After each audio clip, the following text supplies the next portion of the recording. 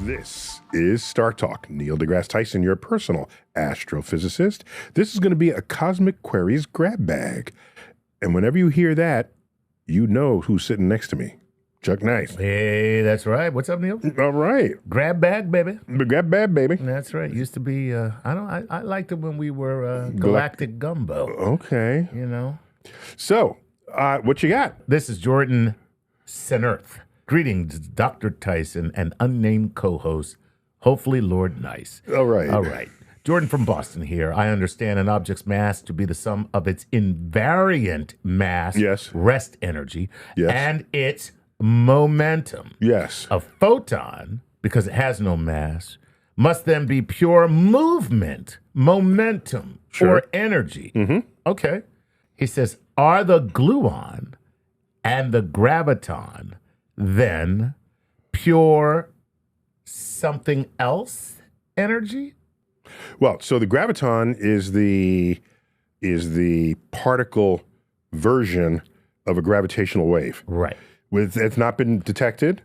It's presumed to exist if you look at it from a quantum gravity worldview. Okay. Okay? And the gluon is the mediating force of baryons and quarks within the nucleus of the atom. So gluons hold the quarks together. Right. And Glue. it's how you can get two protons that close to each. Think about it. They have the same charge. Right. So Like charges, what? they should be popping off. Exactly. Like charges repel, and so that is repelling from the electromagnetic force. Right. But if you get them close enough, the strong nuclear force, which is brought to you by the gluon, the strong nuclear force is stronger than their urge to separate. Okay. And it keeps them together. So what we're asking here is can we think about the graviton and the gluon in the way we think of as a photon?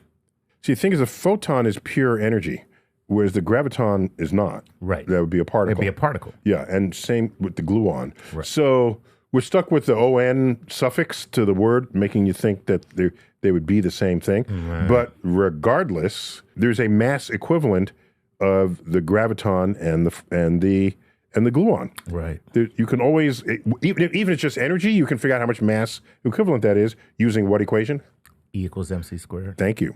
Other than the gluon and the graviton being particles and the photon being energy, Right. I don't know what other distinctions to make there. All right, what else you got? All right. This is Chuck Betlatch or Betlock. He says, hello, StarTalk team. I understand that anything with a mass also has gravity. Can a small mass, such as a CO2 molecule, orbit a larger mass, such as a person?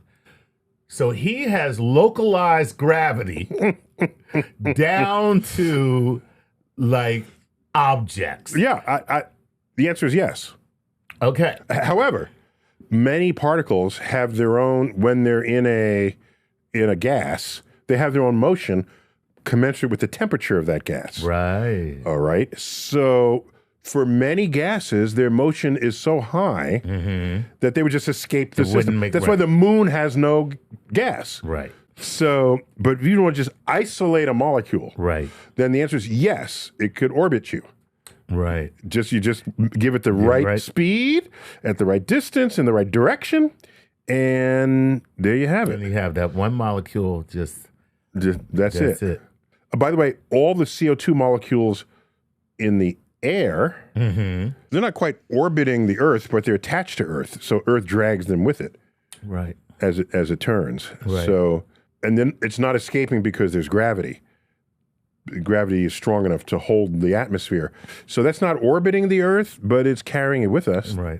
You know, if you like your molecules and you want to keep them, that's another way to do it. Right. Okay. There you go, Chuck. Way to go. Great name. This is Larry Infante.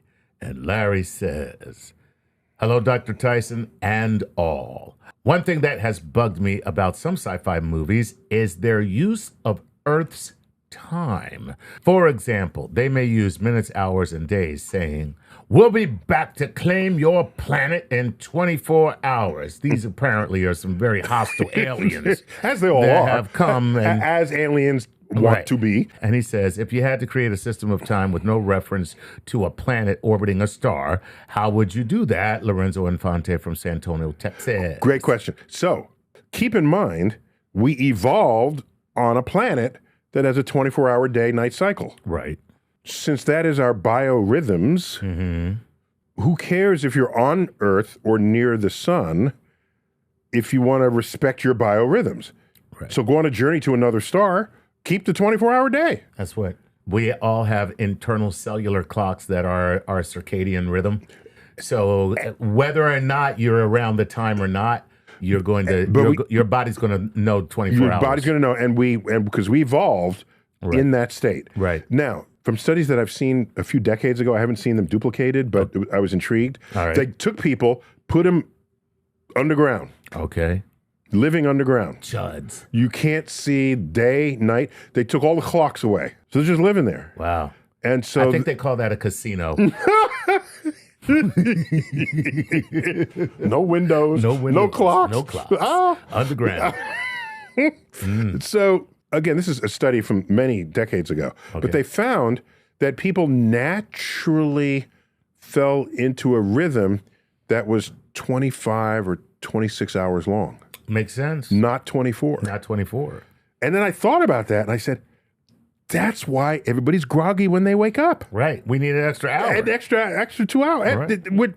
We're forcing ourselves into 24 hours when maybe the body is saying, give me I need a 26-hour day. So they didn't have to touch their snooze bar. And by the way, we don't think about time in tenths of a second or hundredths of a second or billionths of a second. Unless you run track. And you're Usain Bolt. Right. Okay. But generally, that's not a thing. Right. So a second is, by the way, your heart beats about once a second. That's right. Yeah. I mean, if you're really healthy. Yeah, if you're healthy. If you're healthy, you get about 60, 62 yeah, beats, 60 64 beats per a minute. minute. Right. Yeah. So these feel kind of natural to me. And if the alien wants to communicate with us, Right. it better damn straight use my units. Right. Yeah, exactly. Mike says, hello, Neil. Hello, Lord Nice. Long-time listener, new to Patreon. Nice. Well, Welcome. thanks a lot, Mike. Well, let me say it right. Welcome to the universe. Nice. Say that right. He says, my question is about the likelihood of 2001: A Space Odyssey, in particular, the new form of life observed in the dual star system, as well as the fabricated central hub for the wormholes. He mentioned 2001. Yes. But I think he's referring to scenes in 2010, which was Arthur C. Clarke's sequel to 2001. Gotcha. If my memory serves. I saw that long ago Right. On first run when it came out, but that's my memory of it. Yeah. Yeah. By the way, I'm cool with if you're alien, you're more advanced. I'm cool with all that. Yeah. What would we look like to our own species from 100 years ago? Exactly. What would we look like today? Oh my gosh! I mean, if we are that amazing in the future compared to our own species and our own planet, imagine aliens. So I'm not going to second guess their double star system and their wormhole factory. Right. Fine. I mean, there are binary star systems. Yes. Right. Yes. That's not a weird And what thing. what about planets around binary They're star a little systems? unstable because their gravitational allegiance is challenged every time they try to make an orbit. Who am I closest to? Who am I far away from? Who am I? Maybe you this time. Maybe you this time. So you need a really big orbit so that the two stars are seen as one field of gravity. Gotcha. Right? Because only when you get really close do you would you have the perturbations? Exactly. Right. Exactly. Okay. Exactly. If I remember in 2010, Europa was where the intelligent aliens lived. One of Jupiter's moons. Okay, now that's a little too. I'm sorry. First, you're going to put the intelligence on the white planet. on Europe. Yeah, so they're asking the plausibility of it. Yeah, I mean, the double star system, sure. Yep. Aliens that have control over that, give it to them. Why not? Why not? Yeah. All right. This is Alex Million. He says, "Hey, what's up, lads? Alex from Northeast England here. Simple question for you all, just for fun. Do you agree with pineapple on pizza? Inquiring minds would like to know. I love your show and have fun. I'm a big no, but guess what? I've never had it, so I can't say I'm a no. Generally, if you do it, it's kind of Hawaiian style, and it would be Ham pineapple too. with a ham thing, and because we know pineapple goes with ham. Okay. Absolutely. But I, as a native New Yorker, for me, pineapple belongs in a pina colada Ooh, yeah. and not in a pizza. There you go. Of all the things I would do with the pineapple, Right. pizza is not on that It's list. not on the list. Yeah. Okay, I All got right. you. Okay. I love it. That's my opinion. Yeah, you know what? I'm gonna have to try it now because I'm cringed by the whole thought of it, but I've actually never put slice to mouth to say that sucks. Well, plus it's also hot fruit at that point. I know that's so. That's what I'm saying. Except for blueberry pie or peach cobbler. That's different. Yeah. That's a whole That's other different. hot fruit thing, but that's right. okay. All right, here we go. This is Hugh Cayley. Hugh says, hello, Dr. Tyson, Lord and Nice. Hugh Cayley here from Richmond, California. During the most of my life, if you read a layman's book on cosmology, it would confidently state that if you somehow moved in a straight line long enough, you end up where you started. Is this still the case now that the universe is thought to be flat?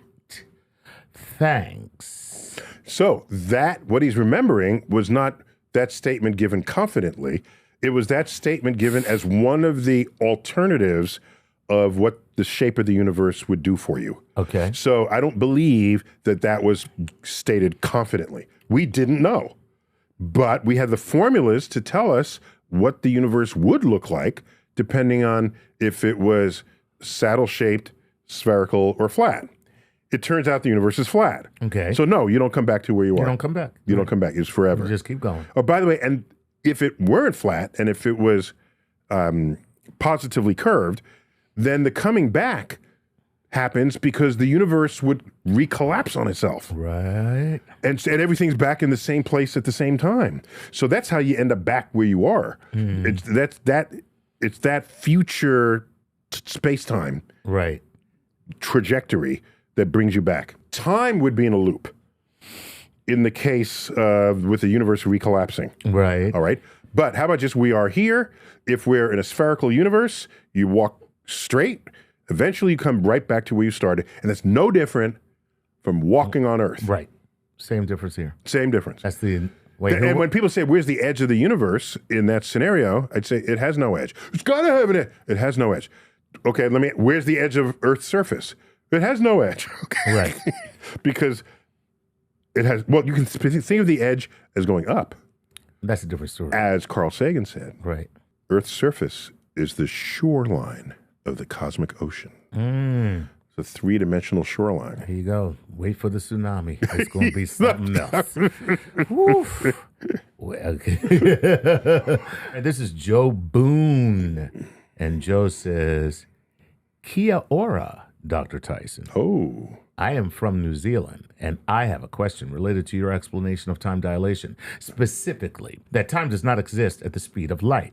In science fiction, there are often cryopods for interstellar travel, but often those spacecraft, like the Nostromo from Alien, travel faster than light. Therefore, shouldn't there be no travel time from the point of view of the crew? The cryopod is only necessary for Ripley in the shuttle at the end of the film because it was just drifting in space. In reality, wouldn't the people of Earth need cryopods if they ever wanted to see a crew again in their lifetime? I'd love to have your take. Apologies if I've misunderstood time dilation. What's the person's name again? This is Joe Boone. Joe, you understand it perfectly. Yes. And everything you said is 100% accurate. Correct. If you are traveling the speed of light, you don't need cryopods. Because there is no time. Well, there is time, just not from your frame of reference. Yeah, you get there as soon as you left. As soon as you left. Right. As a matter of fact, you wouldn't know that. You wouldn't know what happened. You don't need the cryopods. Right. So it's a correct.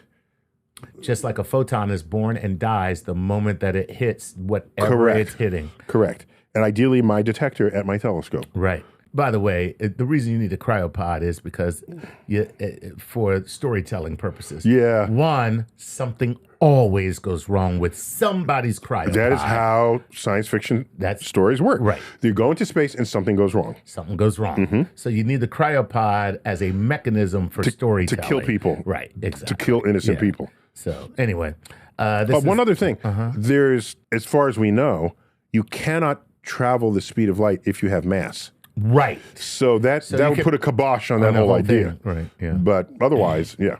Well, in all fairness to that, go ahead. You can go 99.9999% the speed of light, and it's essentially not aged, but you still wouldn't need the cryopods. Right. Actually. Yeah. So instead of getting there instantly, you get there just like, oh man, I didn't even get a chance to get an in-flight meal. Correct. Damn. That's right. Yeah. All right. Elaine Berdu says this. Hello, my name is Elaine Berdu from Montreal. Just a quick question. If a spoonful of neutron star material can weigh as much as Mount Everest, easily, yeah, would Mount Everest come rushing out of the spoon if we brought it to Earth very quickly? So here's the way to think about that. Okay. The answer is no, right, as described. But here's the way to think about it. The energy it would take to scale a mountain on Earth is the same as the energy it would take to step up onto a sheet of paper on a neutron star. Wow. That is rough. That's rough. Yeah. That's rough. And so neutron star flattens everything. Right. So we think neutron stars might be the best spheres in the universe. Right. Because whatever's there just got flattened. Got flattened out. And she wants the thing to pop back up as a mountain when it comes here. But once you're flat, you don't go back. That's it. Emery says this. Dr. Tyson and Lord Nice. Emery from Florida here. I remember in high school, we would take 1.5 volt dry cell battery and hook the wires up to 2 inverted test tubes in boiling water connecting hydrogen and oxygen. Using the collection principle, wouldn't it be much more efficient collecting the hydrogen and oxygen off the cavitation of a propeller? Almost free on ocean cargo ships. Oh, 2 things. Go ahead. First, right? I did not know. Is that true? I'm not denying it. I just never heard that you could, what the word is, dissociate. So hydrogen and oxygen are very tightly bound. So that's why water just go anywhere. It's coming out of the sky and the ground. Right. Water is water. Right. Okay? That's why when we go to the moon and find water, we don't say, oh, that's just rocket fuel, which it is, but you have to put the energy in it to separate them to get that energy out as rocket fuel. Wow. It's not just like oil sitting in the ground for you. Right. Okay. So I did not know if that's the case, that it would be at the tip of the fastest moving part of the propeller blade, that there's high enough energy there to break apart the oxygen and hydrogen. If there is, that's kind of cool. It is. And yeah, why not put a collection mechanism there? Right. But you're really after the hydrogen, because oxygen is, you get that for free anywhere in the atmosphere. Right. So if it does that I'm intrigued by that. And you're right. There's propellers going across the ocean all the time. All the time. Yeah. Yeah. So I can't comment on whether that's a real thing, but if it is a real thing, yes, do it for sure. Cool. But keep in mind it requires energy, right, to make that happen. So that's what I'm saying. Yeah, yeah. But the propeller's already expending that energy. The energy that they're expending. Right. Mm-hmm. It's a great thought experiment. But right now, shipping companies are reinvesting in sails. Wow. To help out the propeller? To help reduce the amount of fuel that they use. Wow. And there's a company, I believe it's called Cargill or something like that. They're making these giant sails that are controlled by computers, and it cuts like the fuel consumption of a tanker like by 50%. So what's it getting its energy from? It's a sail. No, people don't think about it. Yeah. But sails getting its energy from wind. From the wind. Wind gets its energy from the unequal heating of Earth's surface. Right. So air moves to where it's hot or not hot, right, and where the pressure is. So it's really solar power. It's solar power. Yeah. That's what I'm getting at here. Oh, okay, gotcha. Yeah. everything's solar power, and Almost everything. almost everything's solar. And but here's the kicker. What? Can't use that for energy. How we gonna have a solar power? Like no, you gotta burn something, man. Come on.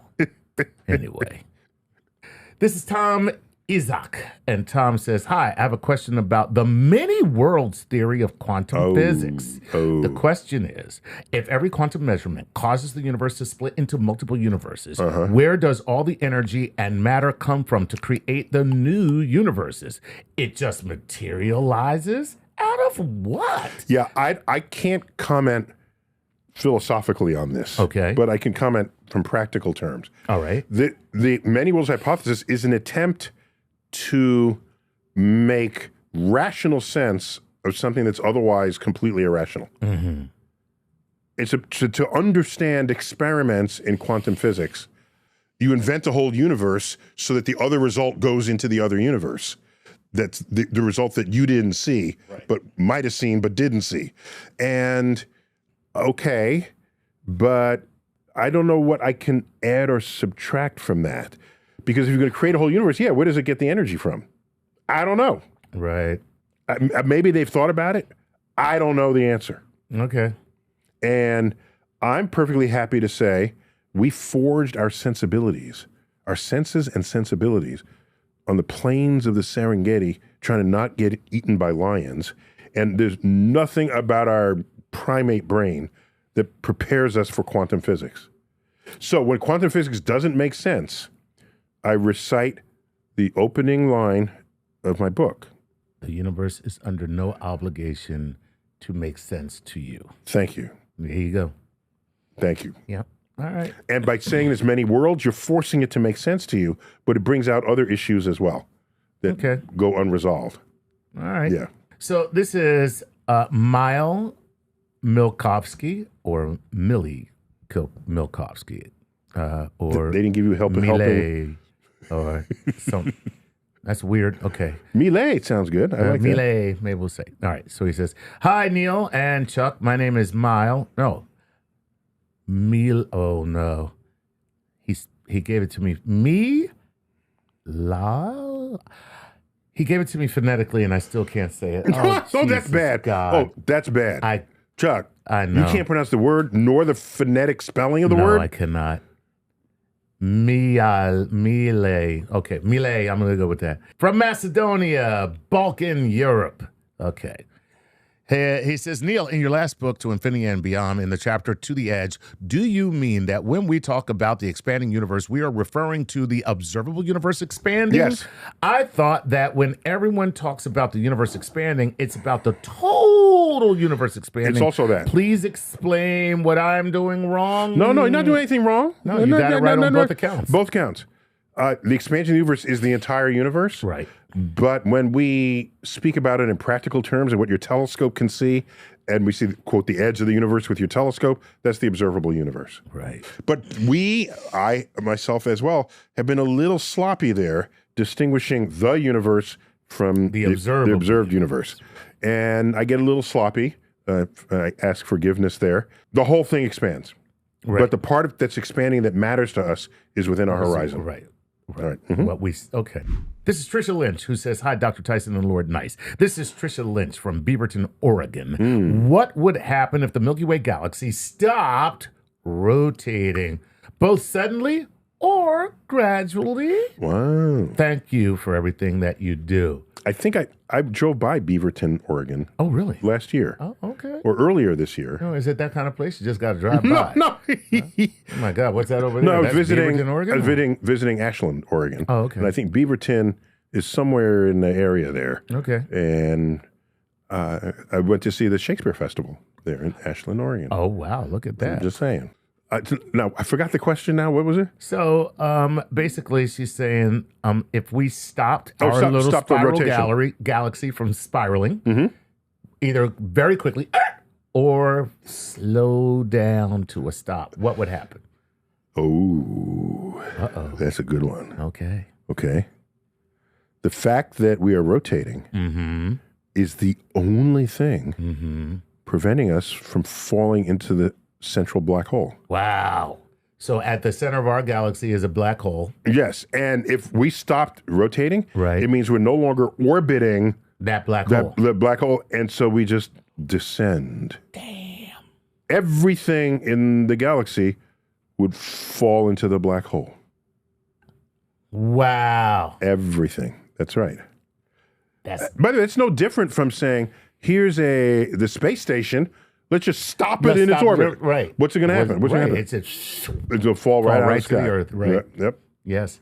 Exactly. So be glad we have orbits, Right. even around black holes. So, oh wow, that's a tenet of physics. Yes, it is. Spin stabilizes. So Well, no, it's a different spin stabilizing. I know that's a physics here on Earth, but I'm saying it's No, the no, no. same No, spin stabilizing is a different phenomenon. altogether. Oh, yes. But- Football is spin That's stabilized. what I'm saying. That's a spin stabilized, Yeah. but this spin is not stabilizing us.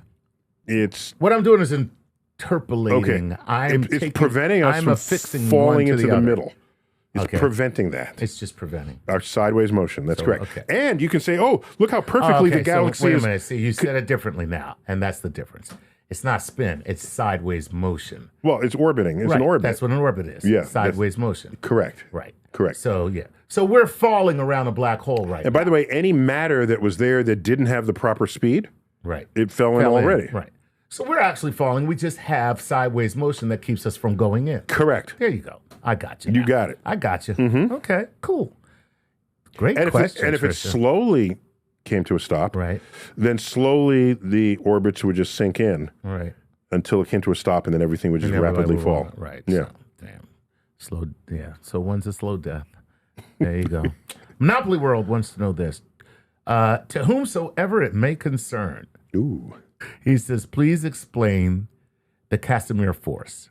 I saw Harold Sonny White on Joe Rogan talk about it, but I need your version. Well, thank Thank you. you. Thank you. Okay. So let me give what I think is my best account of that. Okay. I don't think I'm missing anything, but I might. Okay. Okay. I'm going to be Joe Rogan now. Okay. Okay, here you go. Go ahead. So you have two parallel plates of conducting material, Okay. metal, All right. let's say. And what's metal?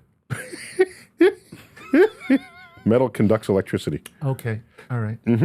One of the properties of metal is that it conducts electricity, but there's other properties that define it to the chemist. Okay. I only have 3 hours here, so let's talk about that.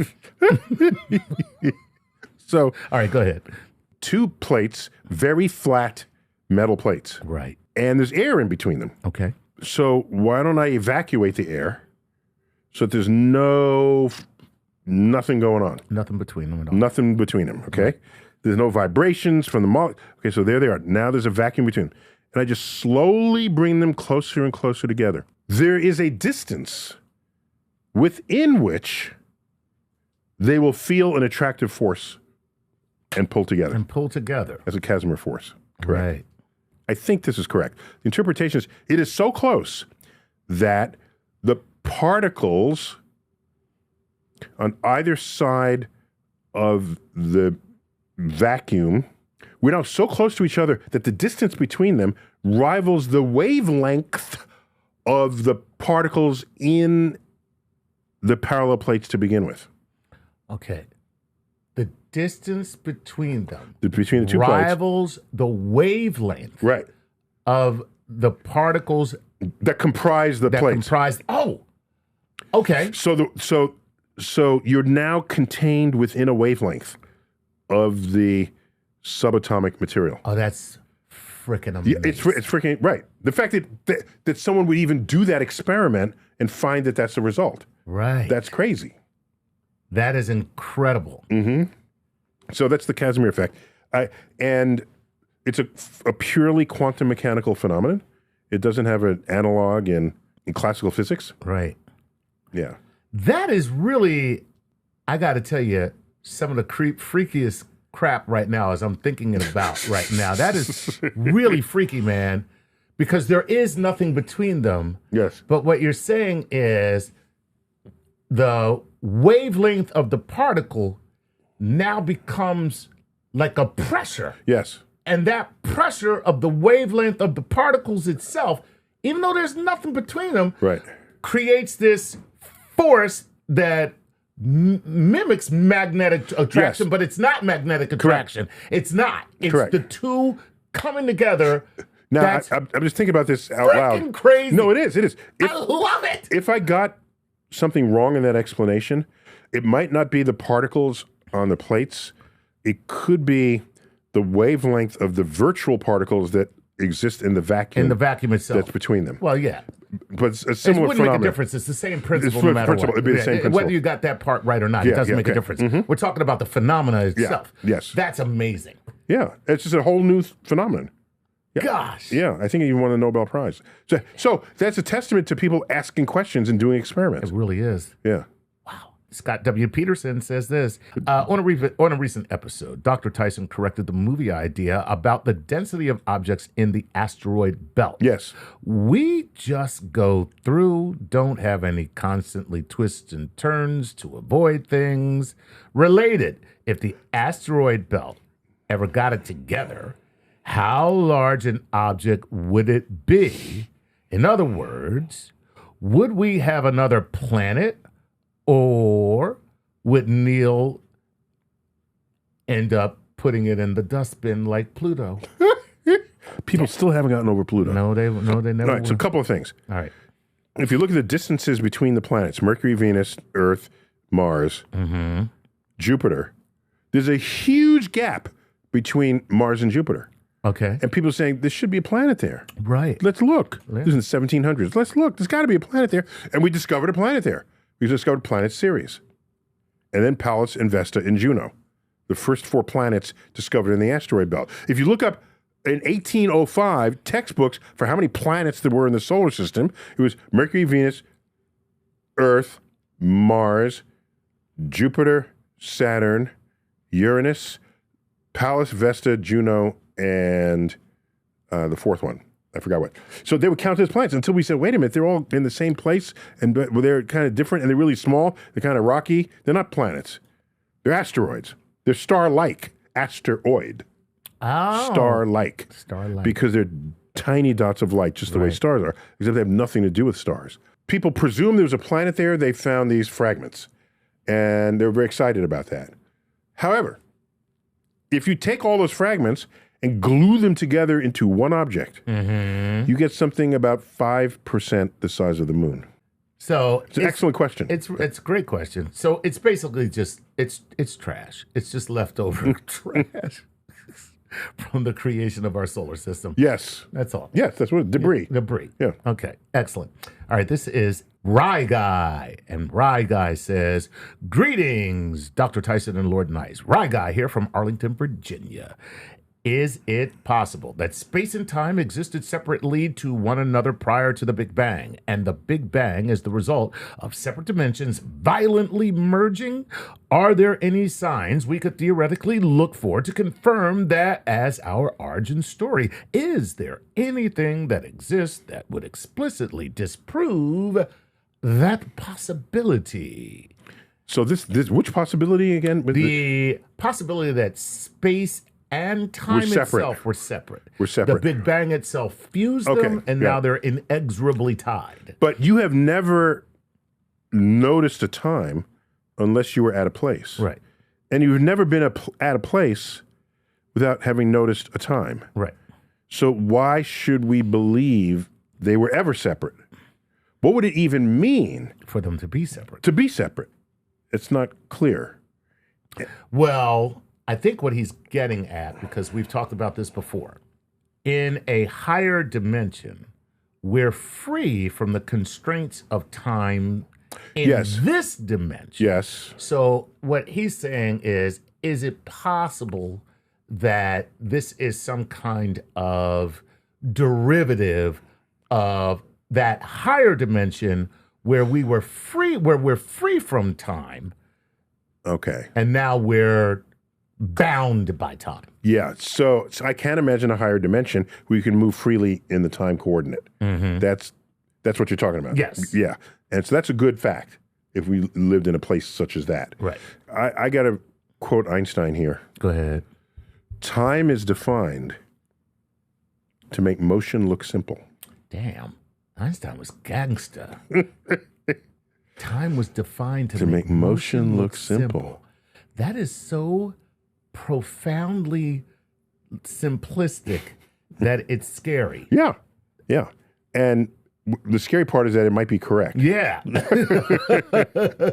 So I don't know what it would mean to have a universe without time. Right. How do you have events that follow other events? Right. Is it just frozen there forever? I don't know. Interesting. You're right. Right. Right. Because the motion itself connotes time. Correct. And so, yeah, I'm not convinced. Right. This is Jaden Peters, who says, greetings from Utah. Jaden here, longtime listener. My question is a simple one, but simultaneously complex. We'll be the judge of that, Jaden. All right. He says, what advice would you give to a physics major currently in college, particularly considering today's political climate and the defunding of scientific programs? I have great apprehension of completing my degree in astrophysics. Thank you so much. Wow. I was joking when I said that, but that is a really serious question that Jaden puts forth for you. Yeah. So damn. I'll give a cop-out answer, then I'll give a real answer. All My right. cop-out answer is, and this too shall pass. Okay. Right. Science is going to be here no matter what. That's true. When we went through, there were dark ages. You can say, I don't want to fund science, but somebody will. Somebody's going to do it. Somebody's going That's right. Somebody's going to play the tune, Right. and you have to dance to that tune. So Because whether or not it is we, there are other countries in the world that value science on a level that makes our investments look bad. So, yeah. So, but anyhow, I would say physics is foundational. There is no understanding of biology without chemistry, and there's no understanding of chemistry without physics. I have chemistry books from the 1800s. You open them up, it's like, well, add 3 parts pitch blend and 2 parts sulfur, and you get next page. Add 1 part hydrogen. What's up? There's no. It's kitchen recipes for chemistry. Not until we understood the periodic table of elements. Why is it periodic? Why do elements in a column make the same kinds of molecules? What's going on? It's all explained with physics. All of it. And don't judge any future of anything based on what's going on in the present when you're still in school. Yeah, if it was 80 years ago, you say, oh, what's the good industry will be in 20 years? I'll tell you that. Plastics, son. Plastics. Yeah. I mean, back then, the things didn't move as fast.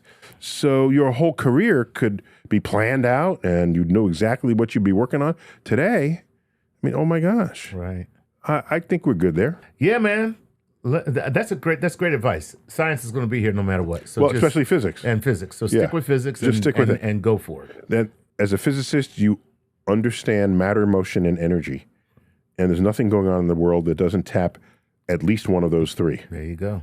And most of it involves it all. This is right. Smitty West. And this is what he says. It seems gravity is the bastard force in nature. Speculation continue as to whether it's a force, a field, waves, or particles. Now that LIGO has detected gravity waves, I was wondering, could you somehow aim those waves at a double slit like the Thomas Young experiment of 1801? And what would it show? And what would the slit be made of? Would it show particle-wave duality? I'll share the Nobel Prize with you guys. That is a brilliant question. That takes what we know and takes some other bits that we know and tries to put them together into some future idea. And that's what good scientific thinking will do. Way to go, Smitty. So my answer is, I have no idea. Okay. Because the waves, right? So let's back up for a minute. So we know there's the wave-particle duality. You may have heard about that. And every particle in nature has a wavelength associated with it. And you can think of the particle, as a physical particle, or as a wave, depending on the experiment you conduct. Right? It will manifest as a wave, and will have wave interference. All right. If you have a wave and it can, wave interference means if the crests and the troughs match up, it cancels out the wave. And if the crest and the crest match up, it'll amplify the wave. But you can watch wave-like phenomenon happen with these particles when you put them through the right experiment. So Smitty, was it Smitty? Smitty, my man. Smitty's asking the right question. We have gravitational waves. Right. Is there a double slit experiment that we can imagine for which these would then reveal that they behave just the way other particles do? So if there's such a thing as quantum gravity, we expect there to be the graviton, which is the particle that would make up gravity. The particle, so the graviton is to gravity what the photon is to light, to light, or electromagnetic force. Light. Right. Okay. So if there were such a thing as a graviton, how would you detect it? Right. And because that implies that you trapped it. Right. Right. When you detect something, it existed over there. Now it's in my detector. Right. So how are you going to trap gravity? What does that even mean? Right. Not is the gravity in the it's like in the Ghostbusters, Right. Yeah. You have it down in it, and now it's just in a little rectangular box. It's a little rectangle with a handle on it. Right, with a handle on it. And what happens if you open it? What does the gravity do? So I can't even begin to think about what that would mean and how you would go about that experiment. So I'm going to have to put that in the holding bin. So yeah, I wish I had a better answer, but we learned from the German poet Rainer Maria Rilke. One of his poems has a line: "Learn to love the questions themselves." Ooh, now see, that's a man who had no answers. He was like, "Sweetie, I'm just learning to love your question. I didn't want to talk about where I was. I just want to reflect on the beauty of the question you just asked me." That's yes. All right, here we go. All right, next. Thanks, Smitty, for that. This is David Robertson, and David says, he doesn't tell me where he's from in Australia, but he says, if the singularity of a black hole is a moment in time, can I escape if I bring my time machine? By the way, you guys have a great show. Yeah, so the answer is yes. Yes. Yes. Okay? So let's back into that, all right? Yeah, I was going to say, though, yeah. Go ahead. Okay. All right. I'm listening. Okay, so let's have the surface of my desk, let's say, and I put an ant on the desk, and then I draw a box, a rectangular box on the desk with a little door, okay? And I say, ant, go through the door. So it goes through the door, and then I shut the door on it. Okay? Now, the ant has no access to a third dimension, just in this example. The ant is living in the 2 dimensions of my desk surface. Just picture that. So up does not exist for the ant. They don't even have a word for up in this example. You go left, you go right, forward, back. Backwards. That's it. Right. That's it. So I open a little hinge door. The ant walks in and goes out. Okay? Okay. So the ant looks trapped. But we, higher dimensional beings, live in 3 spatial dimensions, say, just step up and go and step over the wall. Okay? That's not really a prison for you. Just go into this extra dimension we have supplied for you. Right. And then you can escape. And the ant is looking at us like, what are you smoking? Okay? Fine. So now let's up that. Let's just up that to a prison cell. Okay. Where it's not just a rectangle or square that surrounds you. Okay. It's a wall on all sides, a floor, a ceiling, and 4 vertical walls. Okay? Somebody opens the jail cell, puts you in, and closes the jail cell. I'm sorry. First of all, as a black man, I do not like where this is going. Okay. You're a place you don't want to be. Okay? All right. And somebody locked the door. How's that? Is that a little better? That's much better. Thank you. A little better. Okay. So now you say, well, how do I get out?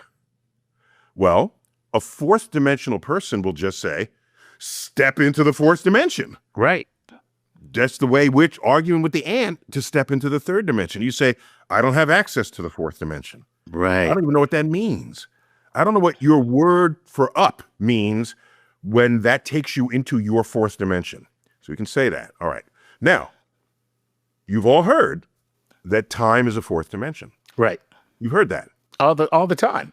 All, Yeah. so See what I did it's there? not a spatial dimension, but it's nonetheless a dimension. Right. So if you were in your enclosure and you had a time machine, you could go back in time before you were in In the room. enclosure. Right. and escape the room without ever opening the door.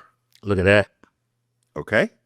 So time acts like an authentic dimension for you if you want to be someplace other than where you are without having to go through whatever was the procedure to arrive there in the first place. So if you're in a black hole, it doesn't have to be a singularity in time. It just has to be a singularity. You're inside the black hole. You say, I don't like it here. Get me Right. the hell out. Right. Go in your time machine and just simply return. Go back to the future. Right. No, you just simply go back in time or forward in time if you happen Right. to know that there's a point where you were sprung loose by some, higher dimensional being. Yeah. By evaporation. When you get there, there's nothing. There's no Oh, universe you left. mean like Hawking. Like Hawking radiation. Yeah, Evaporation. yeah. You don't want to be evaporated out of the black hole. That's no good. That's true. Yeah, that's not good. Right. Maybe backwards is a better. Yeah, you want to come out intact on that. Yeah. So that would be how you would escape. Using time as a fourth dimension, you just go back before you entered the room. I know that's not as romantic or as fascinating as other sort of elements of physics, but it would work entirely for you. Right. Okay. Yeah. Very cool. Mhm. All right. Well, way to go, David. All right. This is Ted Doyle. He says, hello, Dr. Tyson, Lord Nice. I love you guys. And greetings from Southern Idaho. I am Ooh, Theodore. Idaho. Idaho. Lord Nice, if you're delivering the question, my name is pronounced Theodore. Okay. My question is, if a plasma-propelled spacecraft is chugging along to its destination, at what point must it start deceleration? 50%, 70%, 90%? To avoid crashing and burning at touchdown. Yeah. So generally, the way we think about this problem is it's a halfway point. Halfway. So in a plasma propulsion, plasma is a gas where it's a charged gas. So in other words, the atoms that are normally complete with their protons in the nucleus and the appropriate number of electrons to match, because electrons are negatively charged, protons are positively charged, atoms are neutral. Yeah, if you kick off the electrons, now the atom is no longer neutral, and the whole gas will respond to magnetic fields. I mean, it's a fascinating phenomenon. The sun is a big ball of plasma, and that's why it's got these weird. It's got sunspots. It's not Yeah. just a gas sitting there minding its own business. There's Right. phenomenon occurring in it. So a plasma rocket is set up so that it kicks out particles. Charged particles out the back. And so what does your spacecraft do in response? It moves forward. It goes Right. forward. It recoils, correct. So when you are a plasma, you can react to magnetic fields, electric fields, and you can do things with it and do very fascinating things, like you can become a star with a turbulent surface such as is our sun. So with a plasma rocket, one of the charged particles is channeled so that it gets kicked out the back. And one of Newton's laws of motion is for every action, there's an equal and opposite reaction. Action was his word for force. So and in this case, you kick something out the back, there's momentum going out that way, you recoil in the other direction. Your acceleration is slow. Right. Okay? Because how much is your ship going to recoil if you send an electron out the back? Right. Right? Yeah. Okay. However, you could do this if it's a long journey. You just keep accelerating. Okay. And once you get an acceleration that you like, maybe 1G, then on the ship, your journey is at 1G. So you feel like you're standing on Earth. All right, right. You don't need special exercise equipment to not lose your bone mass. You don't need special medical devices. All because that is the force that's being enacted upon you, right? Yeah, and Einstein made the brilliant observation that 1g on Earth from gravity is indistinguishable from a 1g acceleration in a rocket. Okay. Indistinguishable. And we gotta go there because we're already there. Okay. 80% there. You ready? Go you ready for this? Okay.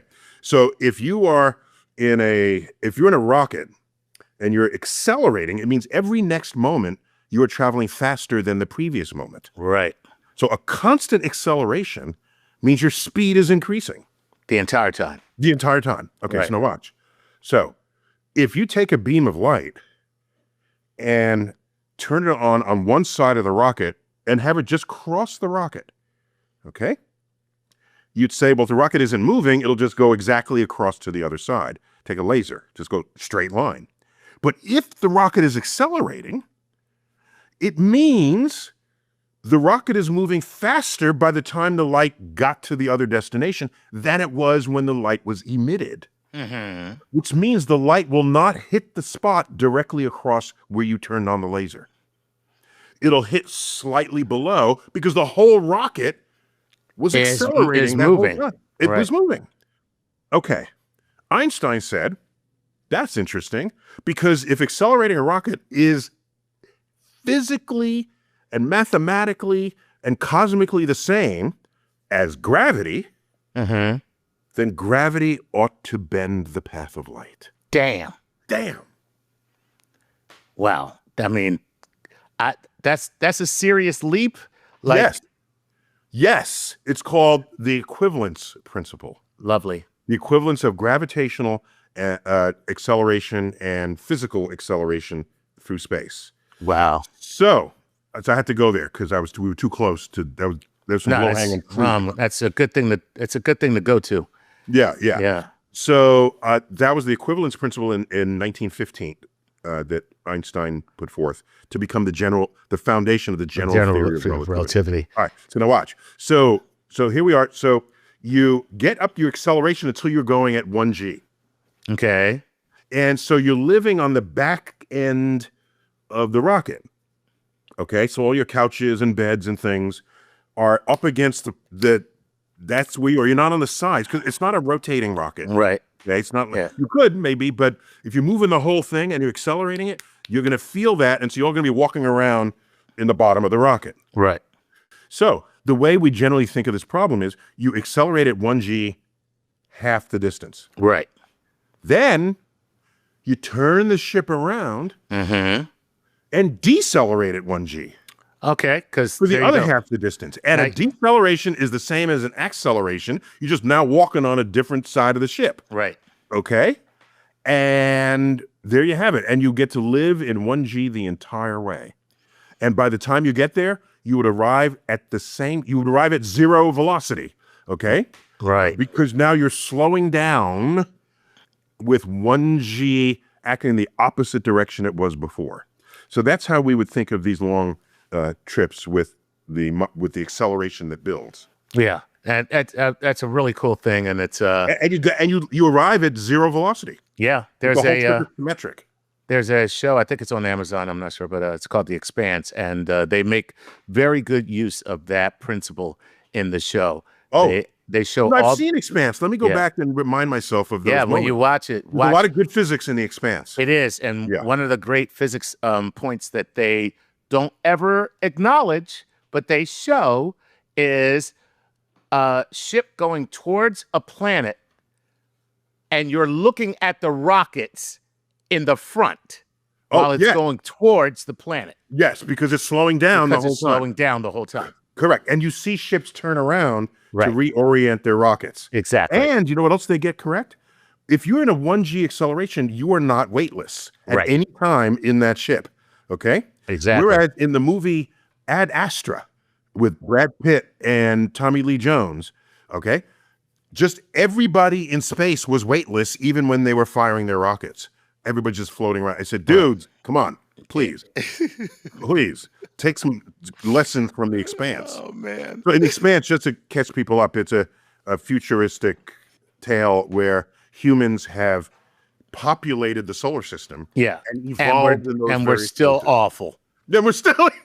That's just, there it is. There's the whole geopolitical or cosmopolitical dimension to this, where the belters are they're like the low class workers who are mining the asteroid belt, and then there's the Martians who are very all human, erudite, but they're physiologically different in ways that accommodate life on those places. Yeah, man. Ah, that's very cool. I'm glad Ted asked the question. Theodore. Okay. All right, here is this is Jason Bennett. And Jason says, I've always wondered what would happen if Neil and Chuck never met. Would any of us or any of this exist? Okay, so oh, geez. Okay, so I have a reply. Go ahead. I think about this often. This is the contingencies of life. All right. There was a TV series. What was the dude's name? It was called Connections. Okay. Oh, I don't know. Well, yes, you do. He wrote a book called Connections. Then he had a very successful TV. It was a Brit. And so it sounded all, erudite. Well, So what he would do is he would find chance encounters between historical figures that would lead to something that would be transformative in our civilization. And then you'd say, cool. No, it's cool. I'm amazed he could assemble that many encounters. Okay. Yeah, and the whole show revolved around Kevin Bacon. Yes, every show would land with Kevin Bacon. We all know Kevin Bacon. Exactly. So, if Chuck and I never met, and by the way, how do we meet Chuck? In the early days of StarTalk, we'd go trolling, back when trolling was not a bad word, trolling comedy clubs. Correct. And we would look to see who was in the open mic night, because we know we wanted comedy as an element, as part of the DNA of what we were trying to create. And so we would invite comedians to come try out with us. Not so much a tryout, but just to have a, what do you call it when you just a meet and greet. No, yeah, and they'll do a show with us just to see. We'll feel them out. And Chuck was one of such people, if memory serves. Is that your memory of this too? Because it's so long ago at this point. It was 15 years ago. So, I mean, I think that was it. But somebody called me and said Neil deGrasse Tyson would like you to come to his office. And I thought it was a buddy of mine messing with me. Mm-hmm. But then, that's what happened. And we met. And you were like, well, let's see if we can get you back in and just see how it works out. We'll do one show together. So what's missing a little bit here in that retelling is you already had experience on radio. Yeah, I had years of experience in radio. So, I was cheating compared to the other comedians. Comedians who were just sort of comedians. Right. Yeah. You actually know how to flow a conversation. Yeah. You know how to end a sentence so that the other person knows you just ended a sentence. Right. It's time for them to start speaking. There's a whole dynamic there that would not otherwise be obvious. So that's how that. So here's what you have to ask. And who's the person again who asked? This is Jason Bennett. Okay. So here's what he's got to ask. Okay. He's got to ask. It's not what would happen if you and I never met. Mm-hmm. It's what would happen had I met someone better. That's That's an option. That's in the space of possibilities. Right? It's in the slim space of possibilities. So the people who say, "Oh, look how lucky I am because this happened and I had this opportunity and I met this person in their life." It could be a career trajectory or a loved one, and you will never know if your life could have been even better. Correct. So, given that it could go either way, because I think about this often, I simply embrace what is rather than imagine what might have been. Ooh. Because then you work with what is, because that anchors you in reality. Well, there you have it, Jason. What he just said is he settled for chucknice. So that's funny. All right, what else you got? Here we go. This is Kylie. Oh, wait. Let me back up for a sec. Go ahead. So with this fellow who had that show Connections, what he doesn't talk about in this same vein is if that connection wasn't made, would a different connection have been made that would have been a better outcome? Or would another connection have been made that would have had the same outcome? Right. He's dangling you there, leaving you to think that the whole world exists on this delicate pathways of contingencies of who happened to meet whom, without thinking some progress in civilization would have been inevitable no matter who met No matter who made it. Right. Exactly. Yeah. So stay broad in how you think about contingencies, and then you lead a more sane life. So true. I like it.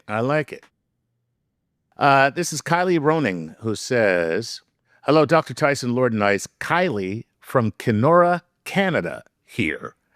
Kylie from Kenora, Canada. Okay. Yeah, exactly. That sounds like a TV show. It does. Kylie from Kenora, Canada. She says, if humans were to be graded on our understanding of the universe, what grade do you think we should receive? Or put another way, what percentage of the universe do you think we humans actually understand? Oh, no, we know that precisely. We know enough about the universe to quantify our ignorance. How about that? Wow. Look at that. That's pretty good. That's good. That's not bad. Yeah. I mean, honestly, it's like, it's better than being Dunning-Kruger. You know what I mean? Like where we think we know everything and we really know nothing.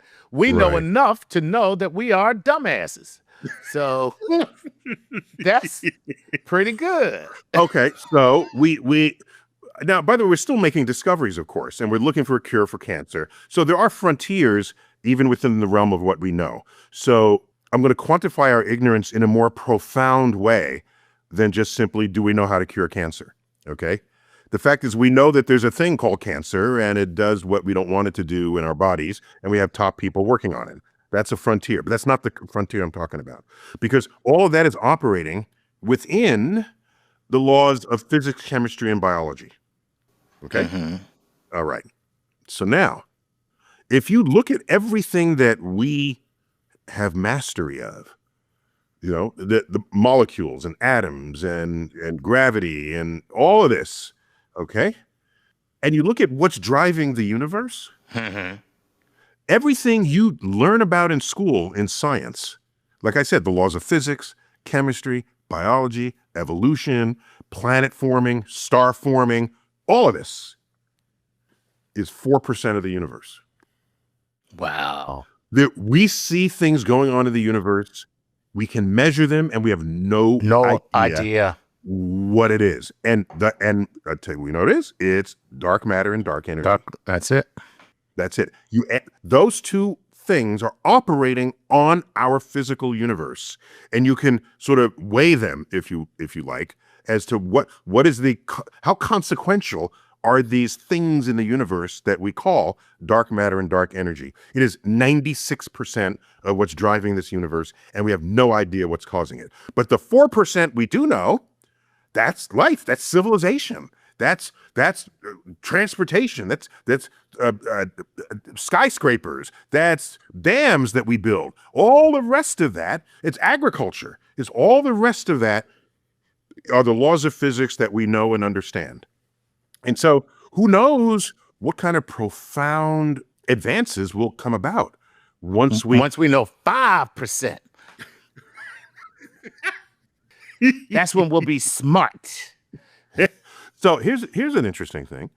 How do we know that even when we learn that other 96%, that just doesn't simply put us on a new vista where we get to look out and see even more ignorance? And that's probably what's going to happen. I'm thinking. Yeah. And who is to say that we are intelligent enough to actually understand the universe?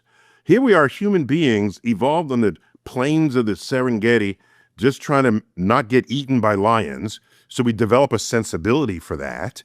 All right. A lion runs at you, you run the other direction. You climb up a tree. This is survival things. And now we're trying to contemplate the cosmos. This is a mismatch of physiology, of neurophysiology. And so the idea that we are smart enough to understand the universe, there's a little bit of hubris in there, I would say. Yeah. And so, yeah, I mean, would an alien judge us as being intelligent? And I think not, particularly when they see some, as you say, dumbass behavior. Oh, going God. on. Yeah. I mean, basically, they would come here and say, these people are hell-bent on destroying themselves. Like, that would be the number one takeaway when you look at us as a species. They can't possibly be smart for that reason, if for no other. Right. If for no other. Yeah. Right. All right. All right, here we go. This is the artist formerly known as James Smith. He says, hello, James Smith here from Indianapolis. So, Neil, can't we agree that it's Brian Greene's fault that the universe will not end in fire, but in ice? He's supposed to be figuring out what's causing the expansion of the universe. Or do we need to let him off the hook and become a level 3 civilization on the Kardashev scale to do that? Love you guys and have a great day. Man, he's calling out Brian Greene. Yeah, I'll tell you, I don't know what Brian did to you, man. So, yeah, the expansion of the universe derives initially from the Big Bang, but there's also this dark energy phenomenon in the vacuum of space that is accelerating the expansion of the universe against the wishes of gravity. All the collective gravity of all the galaxies in the universe, even the dark matter, what we call dark matter, because that has gravity, all of that wants to slow down the universe and maybe one day recollapse us. However, we have a dark energy phenomenon going on that is accelerating the expansion of the universe, and we don't know what's causing it. We don't understand it. We want to, and you can't blame Brian Greene for that. And as we expand, the temperature of the universe drops, hence the notion the universe, so Chuck, ask, how will the universe end? Neil, how will the universe end? Not in fire, but in ice. Yes. Right. So, yeah, you can't blame Brian Greene. Don't shoot the messenger there, because we need the messengers. Very cool. Now, about the level 3 civilization. So let's remind people that there was a physicist, Kardashev.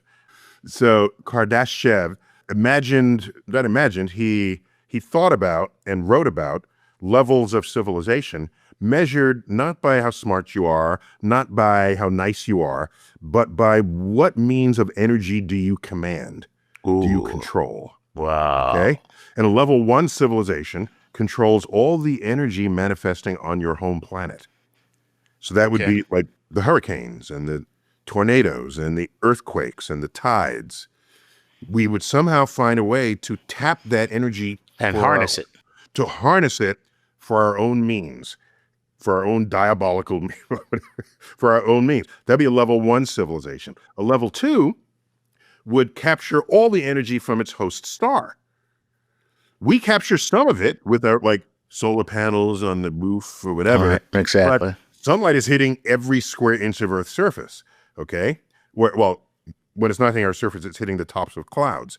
But Earth is intersecting a cross-section of the sun's energy that would otherwise go into empty space, but Earth was in the way. Right. Okay? Well, how about that same amount of energy that went by Earth and went above and below in every other direction in space? That's a lot of sunlight. So if you build a system where you capture all of that energy of your host star, channel it down to your civilization, now you have a badass civilization level 2. Wow. That's level 2? That's only level 2, right. And I think, level 2. And now you build a similar device that captures all the energy of all the stars in your galaxy. Okay. That'd be a level 3. And a level 4 would be all the energy of all the galaxies of all the universe. That'd be level 4. And there's a level 5, I think. Yeah, that's called God. God on the Kardashian scale. That's it. God on the Kardashev scale. That's all there is to it. That's so crazy. Do we command the energy of hurricanes or tornadoes? No, we run away from them. We buy, toilet paper and run away from earthquakes and tornadoes and volcanoes. And so we're not even at level 1 civilization, we're level 0. Look at that.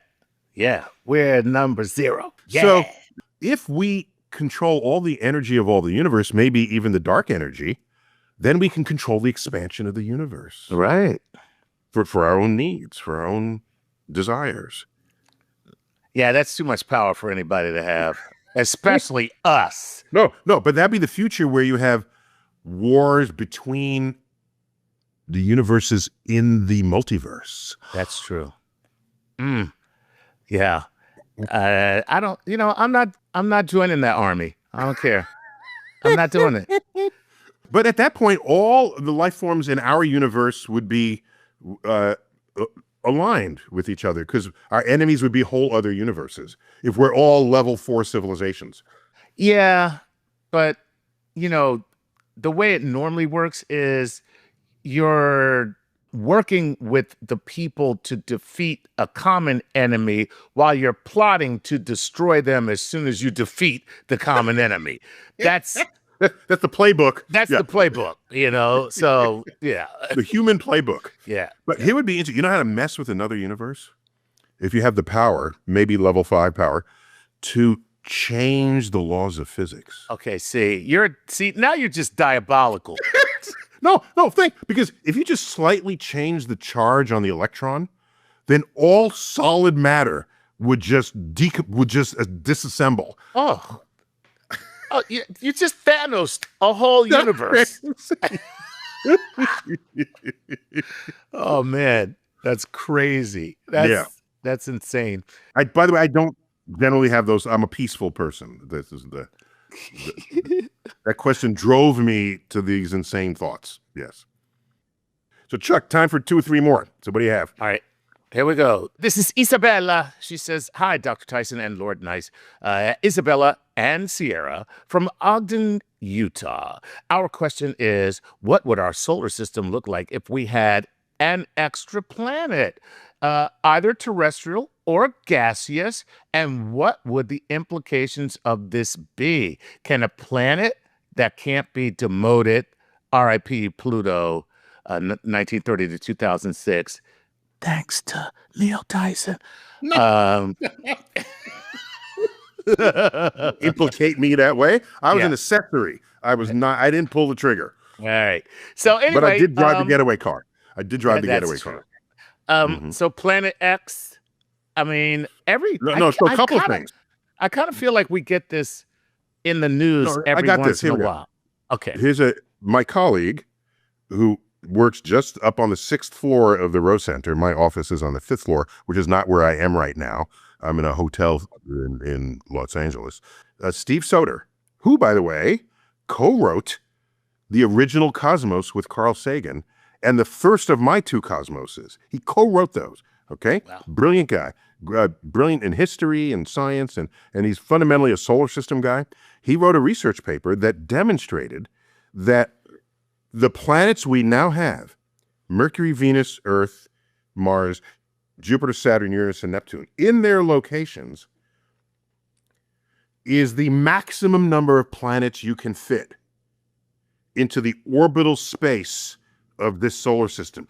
If you put another planet in of any size, Jupiter-like or otherwise, the gravitational fields of the other orbiting planets would wreak havoc on its orbit, and it would either crash into a pre-existing planet, crash into the sun, or be ejected from the solar system. Thrown out. So we are so mature as a system, 4.5 billion years, 5 billion years old, that all the shaking out that was going to happen has happened in the solar system. Gotcha. So if we're going to find another planet, it would have to be way beyond Neptune, right, where there isn't this orbital dynamics creating the stability zones of what we now accept as the 8-planet solar system. Gotcha. So it's all about the pulling and the tugging. And ours, because it's happening at all times. It's always happening. So ours is done. All the pulling and the tugging it is what it is. Yeah, there's some long-term instabilities, we think, like on billions of years timescales, but by and large, we're stable. And it would go unstable if you just brought in another planet. Nice. So all this searching for another planet, Planet 9, Planet X. That's all happening beyond, well beyond, even deep into the Kuiper Belt. Right. Yeah. That would have to. Okay, very cool, man. I love that question. That Yeah, was that's really good. This is aspiring scientific journalist, also a cow, who writes that was the title there. It says, if I rotate a proton fast enough, can I create a black hole? And if so, let's assume I spin it to create an event horizon of 1 meter or 1 kilometer. How could a Hawking radiation dissolve it? Or will it just go all at once? Where does the spin go? I have to reassemble the bits and pieces of that question into a question that has sort of physical meaning and coherence. So just because you spin something has nothing to do with whether it becomes a black hole. They're Right. unrelated. It's all about mass. It's all about mass. It's all about mass. That's A. B, a proton is not a fundamental particle. Okay? A proton is composed of quarks. And so let's create that question, reassemble that question in a way that has meaning. If a black hole is evaporating by Hawking radiation, and let me remind people, the gravitational field just outside the event horizon has enough energy to spontaneously create particles, a matter-antimatter pair. And one particle drops into the black hole, the other one escapes. Where did this mass come from? It came from the gravitational field of the black hole. And the gravitational field comes from all the mass that is the black hole. Damn. And the weird thing is, for me, because this was an emergent phenomenon that I then learned from my colleagues who work in this space, that if you inventory the particles that show up from the evaporated gravitational field, it is the same inventory of particles that the black hole ate over its entire life. Okay? So somehow the gravitational field remembered what outside the event horizon, remembered what got eaten and is living inside the event horizon. So, wait a minute. Okay. So could that mean that maybe when the stuff falls in, the information stays at the event horizon? Yeah, well, so this is the idea, this is the holographic universe that people are talking about, that the event horizon is an imprint of all information that had passed through that boundary. All the information is contained. I don't know what to believe anymore in anything. Hold on. Okay. Okay. All right. Yes, these are edibles, damn it. That's what they are. You just went and got edible? I just went and got myself an edible. And yeah. That's insane. Okay, so now here's what's going on. In the original Hawking radiation paper, what he was able to show is that the light that is the particle comes out, but you can associate a temperature of the black hole. Okay. Based on, and temperatures, at a temperature you radiate. Okay. Right. So he was able to analogize the evaporation of a black hole with a black hole of a certain temperature that's radiating. Okay. Wow. So as the black hole gets smaller and smaller, the radiative light, the wavelength gets smaller and smaller, and the wavelength is commensurate with the size of the black hole. Okay? That's the wavelength of light that's coming out of the system. So as the black hole gets smaller and smaller and smaller, the wavelength of light gets tinier and tinier and tinier. And when you have tiny wavelengths of light, that light has higher and higher energy. Energy, right. Energy. So you go from visible light to ultraviolet light, which will mess with your skin, to X-rays, which will mess with your DNA, to gamma rays, turn you into the Hulk. Okay? So what he showed was that as the black hole evaporates, it evaporates faster and faster, and the energy level of light that it emits gets higher and higher and higher, and it's a runaway process, and it's just a brief pop of light of pure gamma rays. And then the black hole is completely disappeared. Gone. Gone. So my point is, if you still like your proton is composed of quarks. That's what's fundamental. Okay? And so as the black hole is evaporating and you're holding on to your last proton and its quarks, I'm saying that's the last one, turn off the lights when you leave. All right? And it'll just evaporate back into our universe. Crazy. Wow. Damn, that's a blova. That's a black hole nova. Oblova? Okay. Yeah. Okay, Eric44 says, hey, legends. Eric here, exercise physiologist and space flight physiology researcher from New York City. Love it. Look at that. Love it. He says, my question is, all motion requires time, but does all time include motion? I would say the measurement of time requires not only motion, but something that repeats. Okay. Think about it. Right. Have you ever measured time with something that did not repeat periodically? The answer is no. No, you can't. A day repeats every Of course, day. right. Seconds repeat. Everything right. repeats. Months repeat. Yeah. Years repeat. Right. So where there is no repeated motion, there can be no coherent measure of time. All you'd be able to do in your own reference frame is sequence events. This came before that, This, before before that. Right. Now, the sequence of events can be different depending on your reference frame relativistically. You could be moving in a different direction, and you'll experience those events in a different sequence than I will. But in my reference frame, like I said, if nothing repeats, time cannot be measured Right. with any meaning or repeatability. So it's a fun, interesting philosophical question. Yeah. But space can exist without a time, I would think. Space doesn't need time. No, it doesn't. So there you go. That's very cool. Well, there you go, Eric44. Oh, I answered that quickly. That was a great one. Wow. Well, we're off like a rocket. This is Maurice Backer. Says, Dear Lord Nice, dear Dr. Tyson, I am Ilyada from the Netherlands, and I am 12. My question is, what is the one book that every 12-year-old should read?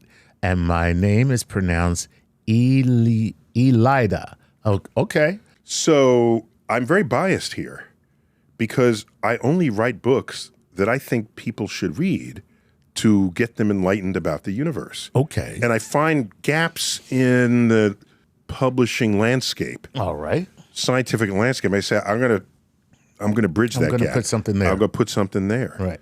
So I can say at age 12, writing like that, and plus the Dutch, they're fluent in English. My book, Astrophysics for People in a Hurry, Okay. has a young people's version of it called Astrophysics For young people in a hurry. So that book was conceived for ages 8 to 12. Oh, wow. Cool. Which collectively is called the tweens. Right. Right? And its value is, it's not just that is it dumbed down. No, it folds in a lot of my own background when I was that age, because I was a geek kid. And so you get to sort of live with me through your own years that you're reading the book. That's cool. Okay? So it might still have value to a precocious 12-year-old. Right. But if not, then just go right to Astrophysics for People in a Hurry. It's not astrophysics. It's real astrophysics. It's astrophysics. It's astrophysics. Right. But I have cherry-picked it for the coolest stuff in the whole universe. Right. And that's what's there. From Big Bang. I call it the book you should read when you don't really want to know the granular details, but you want to be able to have a cool conversation at a cocktail party. That'll totally equip you to do so. Exactly. So there's that. But then if it just wants to have fun, Right. definitely the Merlin book. Oh, okay. Merlin's Tour of the Merlin's Universe. Tour of the It's a Universe. Q&A. He's asking a question and answer right now. It's illustrated by my brother.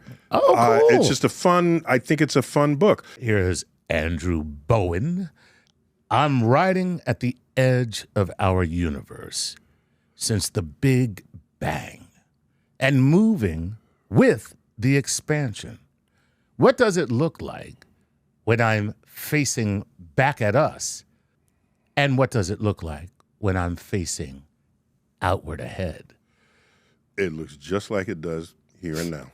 We are at the horizon right. of anybody who's at our horizon. Exactly. And anybody at our horizon just sees the universe all around them like anybody else does. There you go. Yeah. Yep, that's right. So what would happen is if you, imagine this instant, go to our horizon in this instant, light from us emitted 13.8 billion years ago is only now just reaching you. Right. You will see all of us as galaxies being born. Right.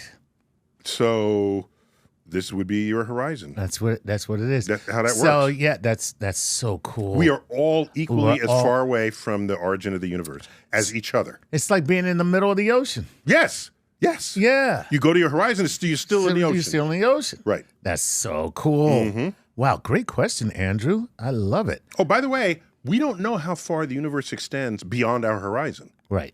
Just where there might be a point where land shows up, right? No matter how big the ocean is, right? So there might be a point where you run out of galaxies in the universe and stuff, right? Right. But we don't know that because every direction we look, we see galaxies being born. Exactly. So we are deep within a space-time continuum that's much larger than our own bubble. Man, that's so. But you know what happened? Right. If one day, the cosmic microwave background disappeared. And that would mean that our horizon, which is expanding at what rate? Well, it's got to be. Well, isn't it faster than the speed of light? No. Just a visual horizon. It's expanding at 1 light year per year. Right. So in a billion years, will be 14.8 billion years to our visual horizon. All right. So the point is, if the cosmic microwave background disappeared, right, and then you just see galaxies up to that edge, that means our horizon is washing over a part of the universe where there is no matter. There are no galaxies. Oh. And we would have reached the edge of any material substance in the universe. Right, because we're... Now, wait, is that because we're traveling? No. Our horizon is continuing to move out. Oh, because it's moving out. It's moving out. So it will always find a galaxy being born. Right. Okay? Until it doesn't. I gotcha. And so, once we get past that, that means nothing's there. Nothing's there. Oh, correct. Snap. That's finally getting beyond the ocean and land. Right. Yeah. All right. Wow, that was cool. So let's go to Young Han. Young Han. Spell Young. Y-O-U-N-G. Okay. Young Han, who says, Mr. Tyson, I love your work and your show. Can you talk about the Silurian hypothesis and how it impacts how we should view our own species, civilizations, and specialness or lack thereof here on Earth? If advanced civilization is so fleeting and difficult to detect in our own fossil record, is it going to be easier or harder to detect in space? Wouldn't it be fun if we were just the nth intelligent civilization to rise up on planet Earth? Or even the nth civilization of humans that had rose up and destroyed themselves, rose up again multiple times. Right. So I think we would see a record of this somewhere in the fossils. Right. You'd think. Right. There'd be a Statue of Liberty sticking out of the ground. It seems to me we would find a record of it. But if we find bones, we find other fossilized artifacts of dinosaurs from 65 million years ago. Right. Then, and by the way, the biggest mammals of the day were these tiny little rodents running underfoot, trying to not get eaten by T-Rex as hors d'oeuvres. Yeah. Okay? So you can't presume that there were big brain mammals before that, because that was the origin of the mammals on Earth. Right. Around that time. Right. Is there a possibility that the civilization before us were not mammalian? Okay. So I haven't seen any like dinosaur casinos or left over. No, I mean, just you would see things. Right. We're not ignorant of the history of what happened in Earth's crust. Here's where you'd have a problem. Go ahead. You can ask the question, what is the time scale for all of Earth's crust to get subducted back down and come out in a volcano? Oh, because that would destroy all evidence. Right, all the evidence would be gone because it become molten, and then it would spew out again and cover the Earth. Completely gone. Right. Okay, so different parts of the Earth are younger than other parts. Right. Like the middle of Iceland is brand new. Right. Like made yesterday. All of the big island of Hawaii. Iceland is on the mid-Atlantic ridge that is spewing out. I visited there recently. Yeah. This is a whole new land between where I was standing and another ledge on the other side. And I did the math because continents drift about the rate your fingernails grow. Oh, wow. So I did a fast, and I calculated how many millions of years that would have taken. But still, it's new land compared to other places. Okay. You go to places where it's not regenerated that rapidly, and you don't find other evidence. Okay. So yeah. Yeah, it's very unlikely, unless the dinosaurs were like the ABC TV show that used to be what's he show called Dinosaurs, where you never saw that? No. I just remember it was a little dinosaur, and whenever I just remember the cartoon Land Before Time. I remember that one. Yeah, A Land Before Time. Do I know that one? It's a cartoon movie. Yeah. I don't think I know that one. But yeah, dinosaurs. There was like. They were just living. They were just living like regular human beings. They had jobs. Everybody worked for one corporation called the We Say So Corporation. And how did I miss this? Yeah, and then there was one little baby dinosaur, and every time his father would come in the room, he would jump on his head and hit him with a pot and go, "Not the mama, not the mama." In other words, like, I don't want you. Get me, mom. So this is like the Flintstones, except they're dinosaurs. Yeah, that's it. It's a whole world a whole world just like the Flintstones, but all run by dinosaurs. Okay. Yeah. It was a pretty wild little show back in the day. Okay. There's the thing about like the size of their brains. You know, there's an issue there. Oh, okay. Just the higher levels the of higher thought. levels of thought that might not be resident happening in a dinosaur whose brain is. It's an intriguing idea. Yeah. And I think we would see evidence of it, and we don't. Gotcha. And so in that case, the absence of evidence is evidence of absence. Ooh, I love it. Which is not always the case. Not always the case. Yes. So here's what James says. I heard on a previous episode that what we think of as singularities at the heart of a black hole may not actually exist. But I'm not sure I understood. We know black holes exist, but what does it mean to say the singularities may just be mathematical artifacts? Yeah, good question. Love these. Pretty wild. So if you just follow general relativity math, right, the object collapses under its own weight. Mm-hmm. As it collapses, the gravity on its surface continues to rise. It reaches a point where the gravity on the surface has an escape velocity greater than the speed of light. At that point, light does not escape, but it continues to collapse. When we talk about the size of a black hole, functionally, we're talking about the size of the event horizon. Mm-hmm. But inside the event horizon, all bets are off. So the matter keeps shrinking. According to the general theory of relativity, the gravity is so severe that nothing can stop it. And it shrinks to zero volume. Yeah, right. And wow. And that's just crazy. What does that even mean? Yeah, what does it mean? We all presume that there's some other law of physics that's going to prevent that, but that calculation is at the limits of the applicability of the general theory of relativity. Gotcha. So that's why we know in advance that the general theory of relativity has limits. Right. Limits to its applicability. There you go. Right.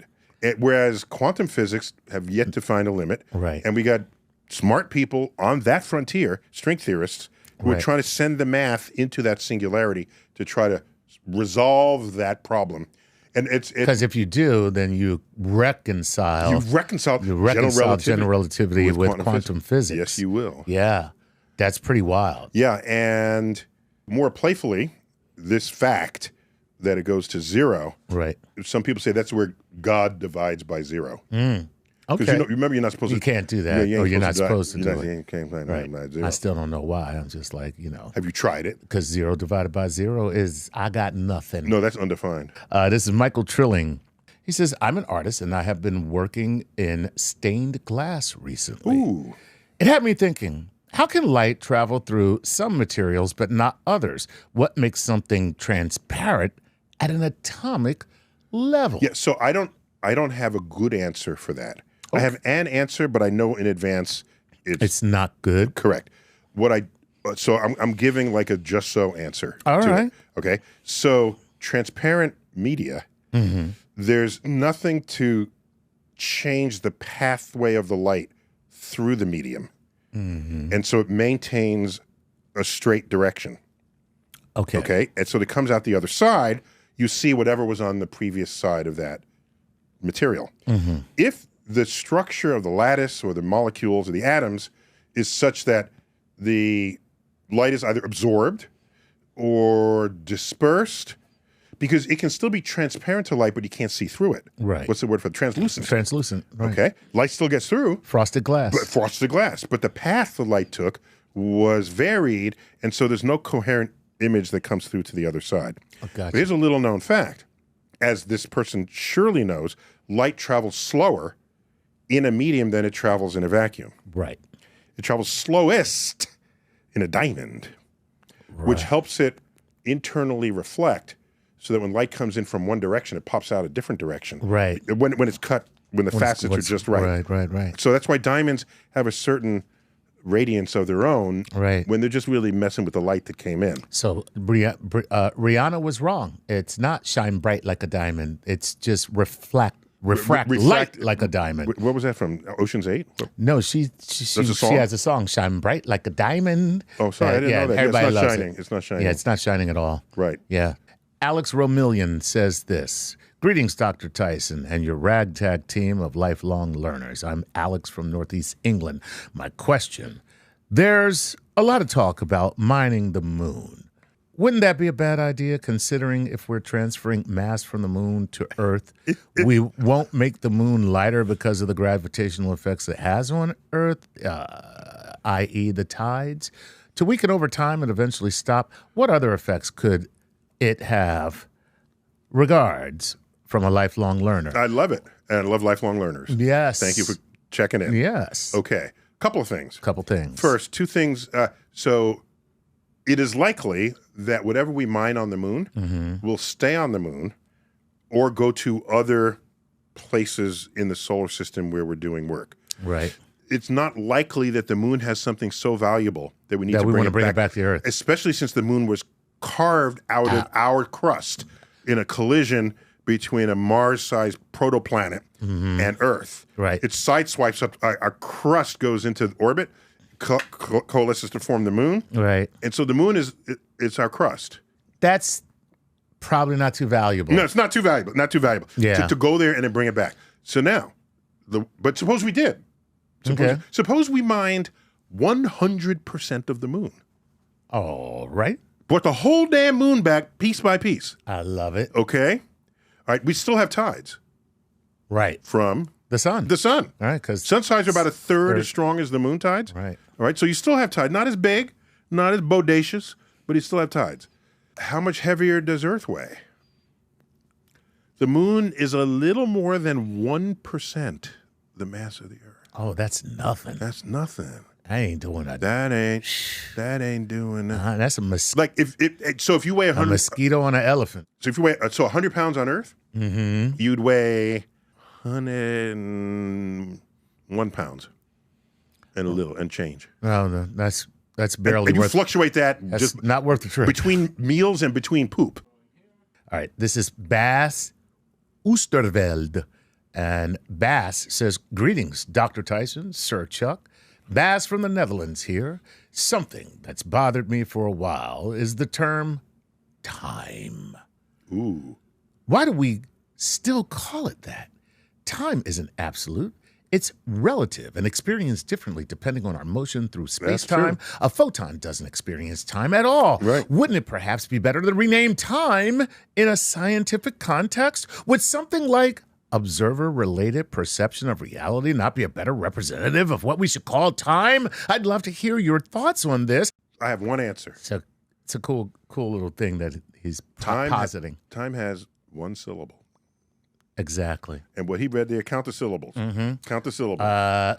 Observer, relative, perception of reality. It's 14 syllables. 14 syllables. Time has 1 syllable. Right, exactly.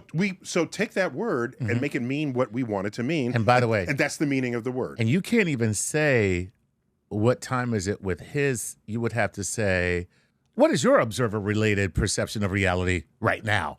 And there's certain things that we do just because it's simple. For example, our words that describe the sun and the horizon are pre-Copernican. I don't say to you, Chuck, at what time does Earth rotate such that our sight line to the horizon reveals the sun sitting out there in space? Instead, I say, when sunrise? And when sunset? And when sunset. Right. And I think we're okay with that. Yeah. Because the sun didn't really rise at all. Well, from your point of view. Right. But still, it's a simple two-syllable word. Yeah, so I don't mind precision, but not at the expense of economy. All right. Very cool. All right, here we go. This is Zach Sweet. And Zach says, hello, Dr. Tyson, Lord Nice. Zach here from Moonsville, New York, or Munsville, New York. You've talked about knowing mathematically how to create a wormhole in previous cosmic queries and other explainers. I was wondering, what is keeping us from taking the mathematics from paper and applying them to the physical world, going from script to screen, so to speak? Oh, I like that. Thanks in advance. I like that. So the problem is we're missing an ingredient. Oh, really? Yes. We need matter or some substance that has negative gravity. Uh-oh. Okay. So matter has gravity. Right. So matter can make black holes where you're compressing things down into one place. Right. And a wormhole requires you pry open the fabric of space-time. Gotcha. So you'd be parking this negative matter, this negative gravity substance, in a way that you pried open a tunnel through the space-time. fabric of space-time The fabric itself. of space-time itself. Wow. So we would know how to configure it, Right. how much of it we need, Right. but we don't have it. Gotcha. Now, there are people who say, well, what about dark energy? That's a negative gravity Negative pressure gravity in the pressure in the vacuum of space. Of space. Right. Since we don't know what it is, I'm not saying let's set up a factory to make wormholes out of it. I'm not ready to do that. Okay, right. And if one day we know what it is and then we can harness it and then Right. package it and sell it, yeah. Yeah. And I'm all in for wormholes. Oh my gosh. That'd be very cool. I want wormholes everywhere. Yeah. Like in the back of your refrigerator connected to your grocer. Okay. This is James Liggett. All right. All right. Well, James says this. Since photons have no mass, how do they carry the image of their source to, say, a telescope or an eyeball? So what does it mean to say we see something because we process photons? There seems to be nothing there in a photon to process. Ooh. Where Love it. in the mass, Love it. the massless energy of a photon is this information that we receive. This keeps bugging me, man. So please help. Let me hook up my boy from Midland. From Midland. All right now. Midland, Texas. Midland, Texas. Midland. So here you go. Here we go. If you took all the photons and just crammed them through the one little opening and didn't have a lens, Right. then you would not have an image. You would just have light. That's what we do when we take a spectrum of an object. Uh-huh. We take all the light, funnel it down into what's called a slit, goes through the prism or equivalent device, and you see how much energy, how many photons of different wavelengths is coming from that source. It's not an image at all. It's not an image. You don't know what the hell the thing looks like. Right. But you have this many that are red, this many blue photons. This has extra photons in a particular place because an atom is sending you energy extra in that zone. And you just look at the spectrum, and that is a no image measurement of the object. If you take the photons and have a lens, then there's a photon that came from your nose, a photon that came from your toe, a photon that came from the top of your head. It's a different color because your hair is black, your skin is brown, your shoes are red, and so this will be a red photon, this will be a black photon. And the lens reconstructs where they came from onto your detector. You focus it up, the photon lands exactly according to what the image was. So you're right, a photon alone contains no image information. You need the ensemble of photons to do so. Wow. Dude, that was a really good question. Yeah, James. and I hope he feels good about that. Yeah, that you should be. I learned something just then. That's really damn cool. Well, you're gonna love this one. This is Alan Short from Thailand. Thailand? No, I'm joking. I'm lying. This is Alan Short. He says, with a profound admiration and the utmost awe of Professor Tyson and HRH Chucknice. I don't know what HRH means. His Royal Highness? Okay, according to one theory, our universe is located inside of a black hole. If this is the case, where is our universe's singularity? Likewise, seeing as we have proof that our universe is expanding, why are we not seeing other black holes, presumably themselves being self-contained universes, expanding and taking over our universe? With much love, thank you, Alan.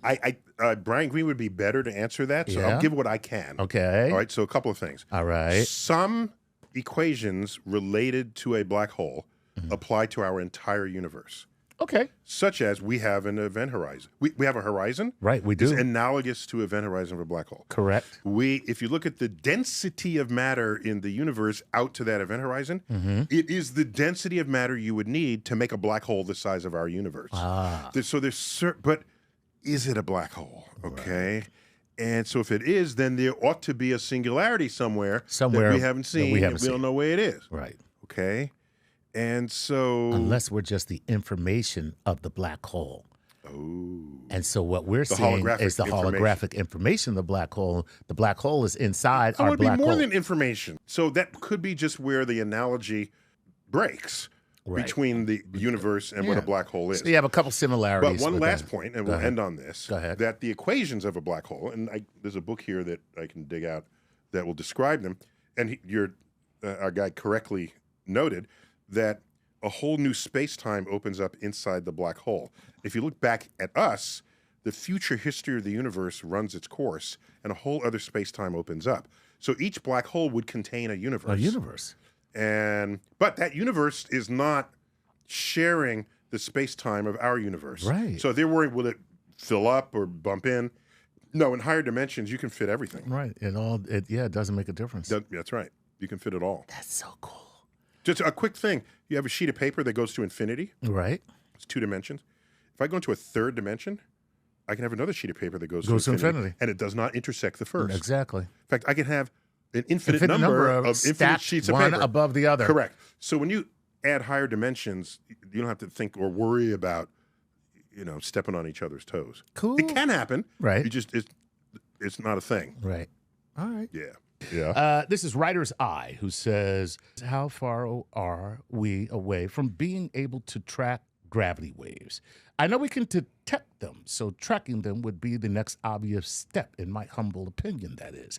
If we could track them, eventually we could map the universe edge to edge. Am I correct in thinking that? So a couple of things. First, a technicality.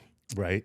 The kind of waves made by gravity waves, by two colliding black holes. Okay, those are called gravitational waves. Gravitational waves, right. Okay, gravity waves is something else that acoustical people, is a term people use when they refer to a medium that's rising and falling in response to a pressure impulse that goes through it. Right. So those are gravity waves that they call. So we have to make sure that the kingdom is separated. Right. There, okay.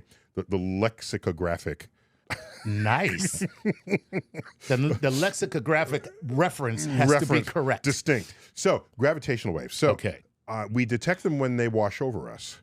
Right. That's what LIGO did. That's what earned the Nobel Prize. Right. And you know who earned the Nobel Prize? Kip Thorne, who was one of the executive producers on. Wait a minute. Wait, it's the string theory movie with Matthew McConaughey. It's called Interstellar. Yes, good. Yes. So in fact, we took our crew out to Pasadena, where he lives, went to his home office, and interviewed Kip Thorne. Very cool. Yeah. You can find it on our archives. And he showed us his Nobel Prize. Oh, wow. That was cool. So here's what I learned recently, that yes, we can detect certain energy levels of gravitational waves that wash over Earth. Right. And there's certain other phenomena in the universe that do make gravitational waves that those detectors cannot see. Okay. Now, there's something I only know a little bit about here, so I just want to put it on the table. Okay. All right. That there's a research program that's going to be put into play that wants to detect the effect of gravitational waves moving across your field of view.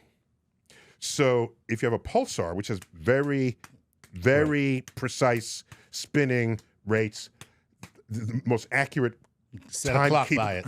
You can set a clock by it, okay? Right. If a gravitational wave passes by it, Right.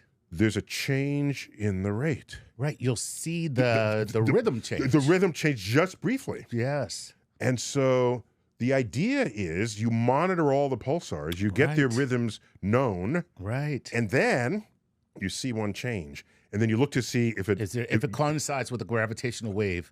well, that would be the evidence That of would one. be them, Now you right. see if it moves to the next one and then the next one. Oh, right. At the And speed now of light. you would see the consistency across each pulsar. Correct. And you'd be watching a gravitational wave move across the medium of space. Yes. That's amazing. Yes, yes.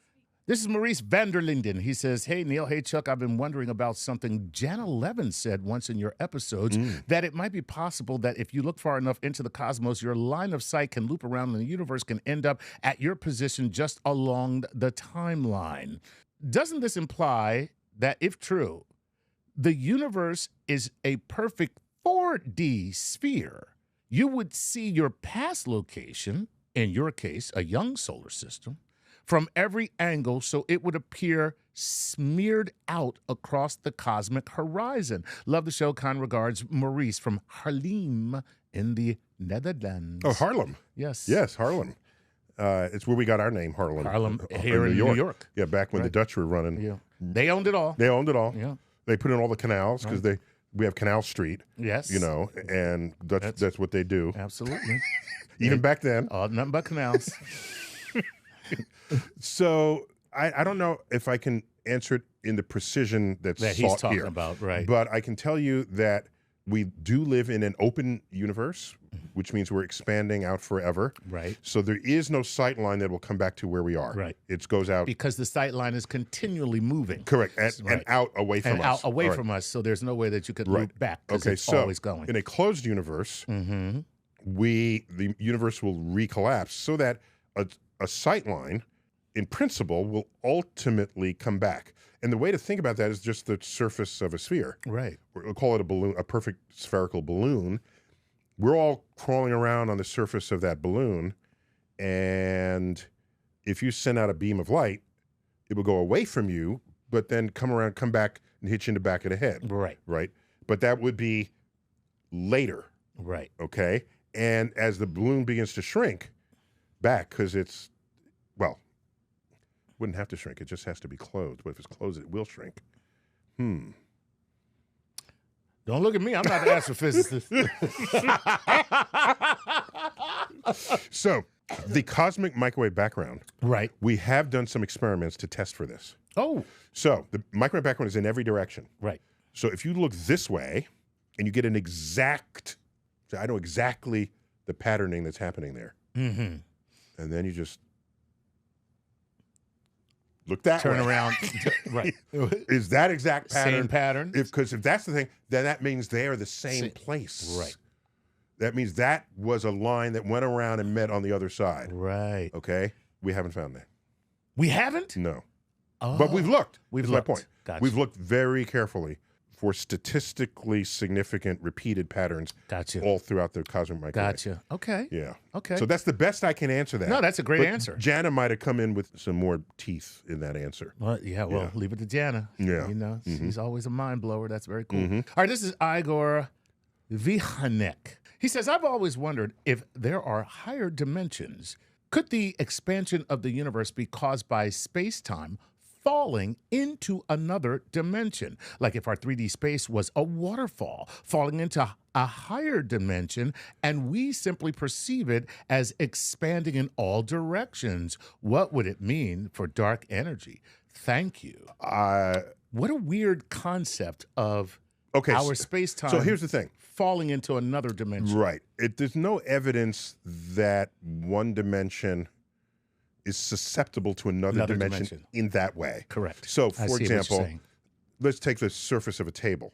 Right. How many dimensions is that? That's 2. 2. It just has a length and a width. Right. No depth. No depth. And then I have another surface of a table. So I can make that table infinite, right? Correct. Now I can have another table that's separated from it that's also infinite. And they're just running parallel. They're just running parallel, and they're not, there's no one. Yeah, there's no interaction. And it's in a third dimension, and there's no, I can embed a 2-dimensional surface in 3 dimensions, and it'll just sit there as 2 dimensions. As 2 dimensions. It's inside of a 3-dimensional. Inside of a 3-dimensional medium. It's not calling to you. Right. Okay. But here is something that's related. Okay. Again, it's not exactly answering the question, but it addresses the question. All right, that's good. All right. In our world, we have quantum physics where a lot of mysterious things happen. It's not mathematically mysterious, it's just intellectually mysterious. Particles pop in and out of existence. Right. Matter and energy are equivalent. Particles behave in the same way over a large They're period. entangled. There's weirdness that's going on. We can describe it mathematically, though. Is that weirdness completely normal in a higher dimension? Let's just ask for that. So what would be an example? Let's go back to our 2D world, okay? And we're there, we're walking around, or slithering around, however 2D people get around. We're line drawing. Yeah, we are only our perimeters to each other. Yeah. Right. Suppose we're looking around and we see a dot. Right. It just came out of nowhere. Yes. It's like particles popping into existence. It's a dot. Where'd that come from? I don't know. Right. And then we keep watching. We study it. We're scientists. We study it. And the dot becomes a circle. And the circle grows. And we say, and we're studying it. We're making measurements. Then it grows to like a maximum point. And then it starts shrinking back. And it gets smaller and smaller. Then it's a dot. Then it disappears. Wow.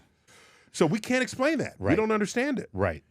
And is it like studying the elephant, but you don't see the whole elephant? Yeah, okay. You get 7 different descriptions. The trunk, the tusk, right. the tail, leg, the toenails, right. the tail, right. the side. None of those comport until you take a step back and say, you're all describing the same creature, okay? And that's the full understanding that no one gets at first. Do you know what I just described? A hole? No. I described a sphere passing through the paper. The paper. Because at one point, it's just a dot because it's a single point of the sphere that's touching the 2-dimensional plane. Exactly. But as you continue to move the sphere through, then what you have is more points in the 360-degree sphere that keep fanning out, but only in 2 dimensions, so they make a hole that keeps getting bigger and bigger. A circle, and then... And how big does the circle get? Whatever the size of the diameter. And then sphere. you come back, and then you're down 1 point And again. here we are mysteriously inventing forces and phenomenon, and it's just a normal... Wow. It's just a normal sphere. Wow. In the higher dimension of this example, which is 3 dimensions. So, if higher dimensions pass through or otherwise interact, it can be very mysterious. It could be right. Wow. Dude, what a great question. So he was trying to account for the dark energy. I don't know what could be happening in a higher dimension to manifest in our dimensionality as dark energy. Right. That could be a thing. Right, it could be. Yeah. All right, this is Nat Woods who says, I was wondering if we can't ever truly touch anything, could the space between particles be dark matter pulling the particles together or dark energy repulsing the particles? Well, there's another thing pulls particles. But anyway, I enjoy every podcast. Don't editorialize on the man's question. I was thinking out loud. Okay. I'm sorry, Nat. I enjoy every podcast, and I remain inspired by you guys every day. Please keep up the good work. Anyway. Excellent. All right. So it turns out dark matter does not interact with itself as potently as regular matter does. Interesting. Okay.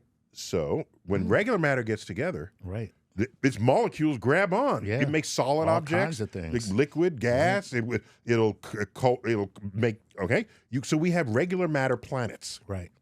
We have rocks because that's what regular matter does, using the electromagnetic force. In case you were wondering. All right.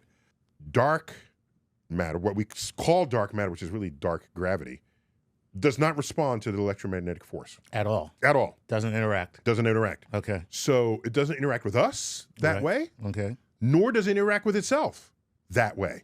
It does interact gravitationally, though. So you can have pockets of dark matter out there, but nowhere is it so dense that you have solid objects. Wow. As far as we can tell, there's no solid dark matter out there. Okay. By the way, if it did exist, it would just pass through you because it doesn't interact. It doesn't interact anyway. With any force that's holding you together, Right. It's got another instruction set. Let it slip right through my hands. So particles, we already have accounted for their behavior with the forces that are known. Right. There's nothing mysterious there. Now, he might have known that we don't actually touch things because there was an episode of Cosmos where we did that. Where as you bring two things together, you feel like you're touching, but what's happening is the electromagnetic forces are repelling each other, and you're responding to the forces thinking that it's a solid thing, but it's not. And that is why you have 4-year-olds all over the world in the back of cars going, I'm not touching you. I'm not touching you. I'm not touching you. Okay. I'm not touching you. All right, here we go. Next up. This is Stetson. And Stetson says, hello, There's like Madonna. That, this yes, is just Stetson. That's all he Cher. is. He's Stetson. He's Fine. just Stetson. He says, hello, Dr. Tyson and Lord Nice. Stetson here from the U.S., but currently living in Japan. Well, yes, konnichiwa. He says, the study of planets, including ours, is quite fascinating. The internal structure of our planet is generally agreed upon, but how would we be able to understand the internal structure of other planets, even those nearby? Great question. Great question. So we make educated guesses and then we test the guess. Go ahead. Let's take Mercury. Okay, Mercury. For example. Okay. Mercury is tiny. Right. Very small. Small. And Okay. closest to the sun, right? Oh, yeah, it's the closest The planet. closest. Okay. In fact, our moon might even be bigger than Mercury. What? Yeah. I didn't okay. know that. I have to check that, but it's small. It's small. Okay. Okay. But it's a full up legit planet. Okay. Well, what's going on? Well, we can measure its mass. Its mass is way higher than it could possibly be if Mercury was composed only of rock, like the moon. The moon is made of rock through and through. Mercury, it has much more mass. So we go to the periodic table of elements and we say, here's the birth ingredients of the solar system. Wow. We know that because that's what the sun is made of. That's what Jupiter's. Jupiter didn't give up any mass that it was born with. So you look at the composition on Jupiter, it matches that of the sun. Okay. Anybody else who's different, you've been horse trading your ingredients along the way. All right. So Jupiter was trying to be the sun. it's true. Yeah. That's what Jupiter was trying. Jupiter was just like, I'm going to get one day. In fact, Jupiter is the only planet that radiates more energy than it receives from the sun. Oh, I didn't know that. That's how wannabe it was. That's how wannabe sun it was. Yeah, it still does. It's still radiating. All right. That's a great factoid. Go ahead. So I go to the periodic table and I say, of all these elements, some are very rare, some are not really in the solar system, so I'm going to ignore those, and which are common. And so nickel, iron, these are pretty common in the universe. So maybe I get the mass of Mercury fitting into that volume by throwing in something heavier than rock. Because we know it's rock on the surface because we see the cratering. It looks just like the surface of the moon. Okay? Right. So, but deep inside, what could be there? Now, we know when it formed, heavy stuff goes to the middle because it's a fluid thing. It's molten. Right. If you're molten and you're heavy, you're going to sink. Right. You're going to sink. Okay. So we ask ourselves, how much iron has to be there to give us that kind of mass? To get that mass at that size, which is basically the density. Right. So the average density, we construct the average density of the object pulling from the periodic table of elements we know are in the universe. So we find out it has a huge core of iron. That's dope. It's dope. That is dope. Okay. God damn it. That is science right there, buddy. Oh, it works the other way too. Really? We've discovered asteroids, okay? And we know they're rocky, but we look at the density and it's like, these are way less dense than rock. Rock, right. Less dense. Right. What's going on? Oh, that's so cool. What's going on? Because you see the volume of it, and it's a fuzzy image. You know, we're not looking, these are not missions that go there. So how do you have rock that has less mass than rock? Well, it's got to be made out of stuff that we know about. Right. So that was the first idea that maybe some asteroids are piles of rubble. Nice. So that there's... So they're coalesced, but they're not stuck They're together. not stuck together. Wow. So when we look at the total mass and the total size, the volume, some of that volume is taken up by nothing, Right.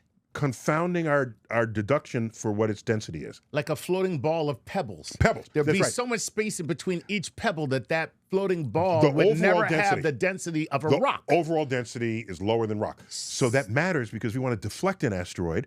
You can't just go up to it and push on it if it's a rubber pile, because right. that... Now you got a bunch of little rocks coming your way. Because Oh, Bruce Willis, you messed up bad. So you get to push off a chunk of it, and the rest doesn't. It's not attached. Exactly. If it's not attached, you didn't have any effect on it. Right. So these density estimates are a major part of what folks in the solar system do. Super cool, man. So Mercury's small. It's the smallest planet. Right. A title formerly held by. Pluto. So Mercury and the Moon are about the same size. Mercury might Okay. be a little bigger. However, Mercury has 4 times the mass of our Moon. Wow. Same size, 4 times the 4 mass. times the And mass. we know it's rocky on the surface because they both have equal-looking Right. features on the surface. So what's going on? Right. We know the Moon has hardly any iron. So we think iron rests deeply and largely within the center of Mercury, boosting its total mass relative to other normal objects. So that's how we roll when we make the calculations. Hello, Dr. Tyson, Lord Nice. I'm Wes from Davenport, Iowa, and I, for one, want to say I appreciate your programming and expertise. It acquires more than you know. My question By is... the way, Iowa, I used to wrestle. Go ahead. Iowa knows wrestlers. Okay? Iowa? Iowa. Yeah. He says, my question is regarding black holes and what happens when they collide. With recent theory enhancements from great minds, is there now mathematical equations that work to model this expected action and reaction? Can we mathematically reproduce the collision of black holes with absolute consistency? Yes. And because we have the mathematics of it, it's the math that predicted the black hole to begin with. Right. So we already had the math. Yeah. It's not like here's this object, oh my gosh, how do I describe it? Einstein's general theory of relativity predicted black holes, even though he was anti-black hole. Did you know this? Yeah, well, he was a racist. No, he actually wasn't. No, he wasn't. No, if you read his Ideas and Opinions, it's a book. Right. It was Hubble who was the racist. Yeah, Hubble had issues. Yeah, he has some issues. Hubble had issues. When Marian Anderson, after she was denied singing opportunity, she's an opera singer in Constitution Hall, Washington, D.C. Because that was run by the Daughters of the Confederacy. Okay? Right. That's when Roosevelt said, you can sing on the steps of the Lincoln Memorial. Wow. Okay? Einstein is active around then. This is like the 1930s. And I think it was the 30s. But Roosevelt was president regardless. Okay. So it would have been the 30s. We weren't at war yet. And she visited Princeton and visited Einstein on the Princeton campus. Wow. Yeah, he was receiving of people who were otherwise well-known but had issues with dealing with, societal issues. Yeah, so he was a very forward-thinking person. Very cool. Well, yeah. I mean, it's great to see that, being how he was so brilliant. Yeah, but also, I mean, as a Jew escaping the rise of Nazi Germany. He had some motivation. Yeah, he had, and some empathetic behaviors, because, that makes sense. Yeah. Yeah, and he predicted gravity waves. I mean, gravitational waves, which means that the math was already there. Math was already there, right. And so math was in place, and then we say that must be, but he did not believe that matter would be so, he didn't think the universe would be that mean to matter. Really? Yeah. Interesting. Yeah. The matter is closing in on itself. Right. And it collapses with nothing to stop it. Exactly. Down to a singularity. Yes. It doesn't make any sense. It doesn't make any sense. So he all. said it must be. It can't be. Right. It can't be. And then we have been up there and finding black holes. Look at that. We got them. That's so crazy. So yes, it can be completely described. And what's interesting about it is the two black holes enter each other's event horizon. That's where it gets fun. Oh, really? Yeah. What if there isn't a dominant black hole? What if they are both mirror identities? What happens then? Oh, you're imagining in most scenarios, one black hole is like Yeah. dominant. So Yeah, but that's Okay, the point is, my concept is that one of them would be dominant always. but the math doesn't doesn't care. The Okay. math doesn't. What is bigger, smaller, equal? doesn't make a difference. Here's the thing: when they merge, you have a new black hole, Right. that is exactly the mass of the two of them summed together. Oh, and that's Yeah. all that counts. That's all that counts. And then you have a bigger black hole. There you go. You think we're new, but we're not new. This is Jared Higbee, who says, "Greeting, Dr. Tyson and Lord Chucky Baby." This is Jared Higbee from Alamo, Nevada. Is the north and south sides of a magnet actually different in any way outside of the attraction and repelling effects? How would you determine which side of a magnet is which? Interesting. Okay. So you don't have anything to go on because you can't turn them and attract or turn them and repel. You have to determine which one is north and which one is south. It is completely arbitrary. Really? Yes. Do tell. Okay. I will. What I mean by arbitrary, it's that we all decide what to agree on, and then that's the answer. Aha. It's not a fundamental thing in the universe that tells this is north. That's Right. I got you. there's no whispering secret Right. force operating on this. So, by definition, now think this. Remember, like poles will do what? They repel. Repel, and opposite poles attract. Okay. Okay. So, by definition, if you have, let's say, a bar magnet, because it'll work Yeah, better, it's easier. and you hold it with a string in the middle, and it'll turn. Turn. The part that points north on Earth is the north pole of the magnet. What that means is, if the north pole of your magnet is pointing to the north pole of the Earth, where is the Earth's south magnetic pole? Have you thought about that? No.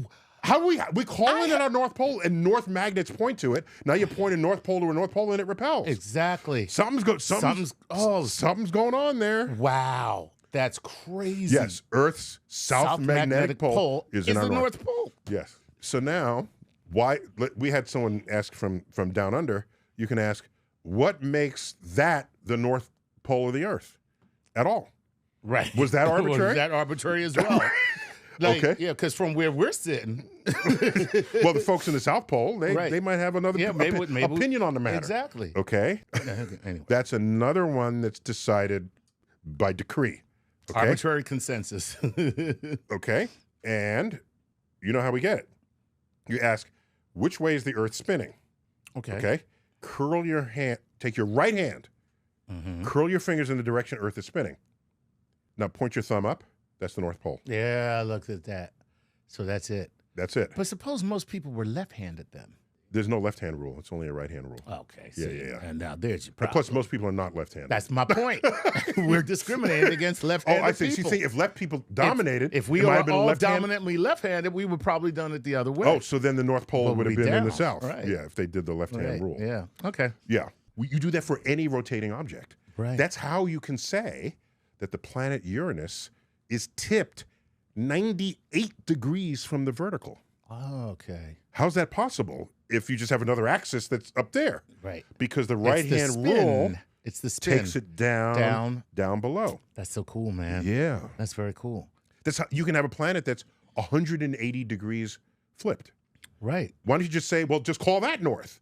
No, because, No, the because of rotation the goes down. rotation. Yeah. This is Hugo Dart from Rio de Janeiro, Brazil. Brazil. He says, with my 7-year-old daughter, Olivia, who is a big fan of your show, here's my question. If you had to bet on one breakthrough in astrophysics happening in the next 50 years, what would that one breakthrough be? We would know for sure whether there was life elsewhere in the solar system, not on Earth.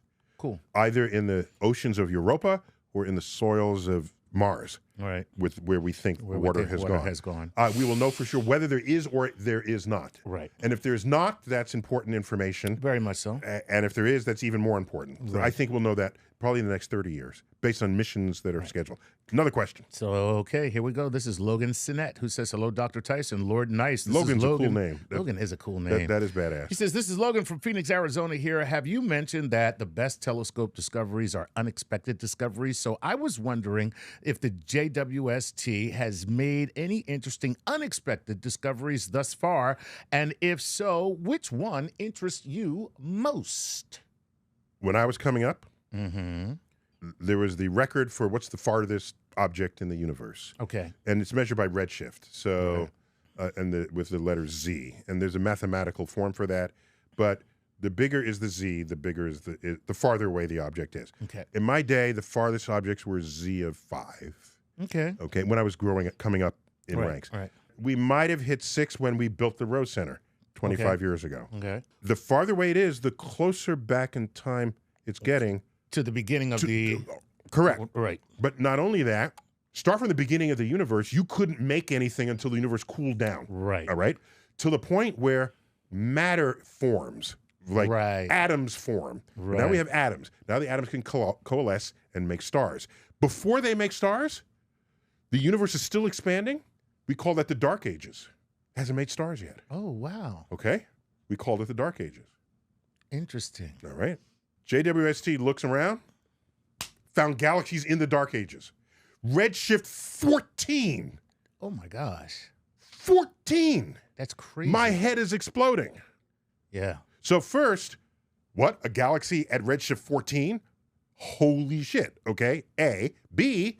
That's in the Dark Ages when it ain't supposed to be. When it's not supposed to be there. So now we have an incongruency time-wise. Yes. Or we don't understand how we galaxies just don't understand how galaxies form. Correct. Or we had a totally cool dark galaxy. All right, go. This is John A. He says, hello from Texas. Texas. Okay. Particle fusion could be used as renewable energy source, as seen in Spider-Man 2. And if so, can it be done effectively? Love the show, you guys. Oh, thank you. So let me say this 2 ways. So you can extract energy from the nucleus of an atom in 2 ways. Right. Take a big atom, split it, and the mass of the 2 products is less than what you started with. Where did the mass go? It became energy. E equals mc squared. Nice. The E and the M, they're on opposite sides of an equation. Right. If you get rid of the M, you get E on the other side. Okay. And that is fission? Fission. That's fission. Fission. That's big atom into little atom. Little atom. Now you come from the other side. Okay. You take little atoms and you bring them together, make bigger atoms. Okay. Okay. Then the atom you ended up with has less mass than the 2 atoms you started with. Same in reverse. Okay, so now we got some mass that becomes energy. That's very cool. That's fusion. That's cool. Fusion. Okay, so we know how to begin and sustain and contain fission. Right. Okay, a lot of research went into that to make the bomb. Right. Okay, that would be uncontrolled fission. Uncontrolled Okay, fission. if you're not controlling it, it explodes. Right. And that's where you get the bomb, the Oppenheimer and the A-bomb and all of this. And there are 2 kinds of A-bombs. One used plutonium, the other used uranium. Wow. Those are huge atoms. All right, you come from the other side, you start with hydrogen, the lightest atom. You fuse it, you make helium. That's what the sun is doing every moment of every second of every day, 24/7. Okay, so that takes very high temperatures, and the temperatures are so high, like, what are you gonna put it in? Right. Okay. I'm going to go with millions of Pyrex. It's millions of degrees. Millions of degrees. Everything you put it in will vaporize before you even has a chance to do it. Okay, this is one of the challenges of this exercise. And so maybe you can contain it in a magnetic bottle.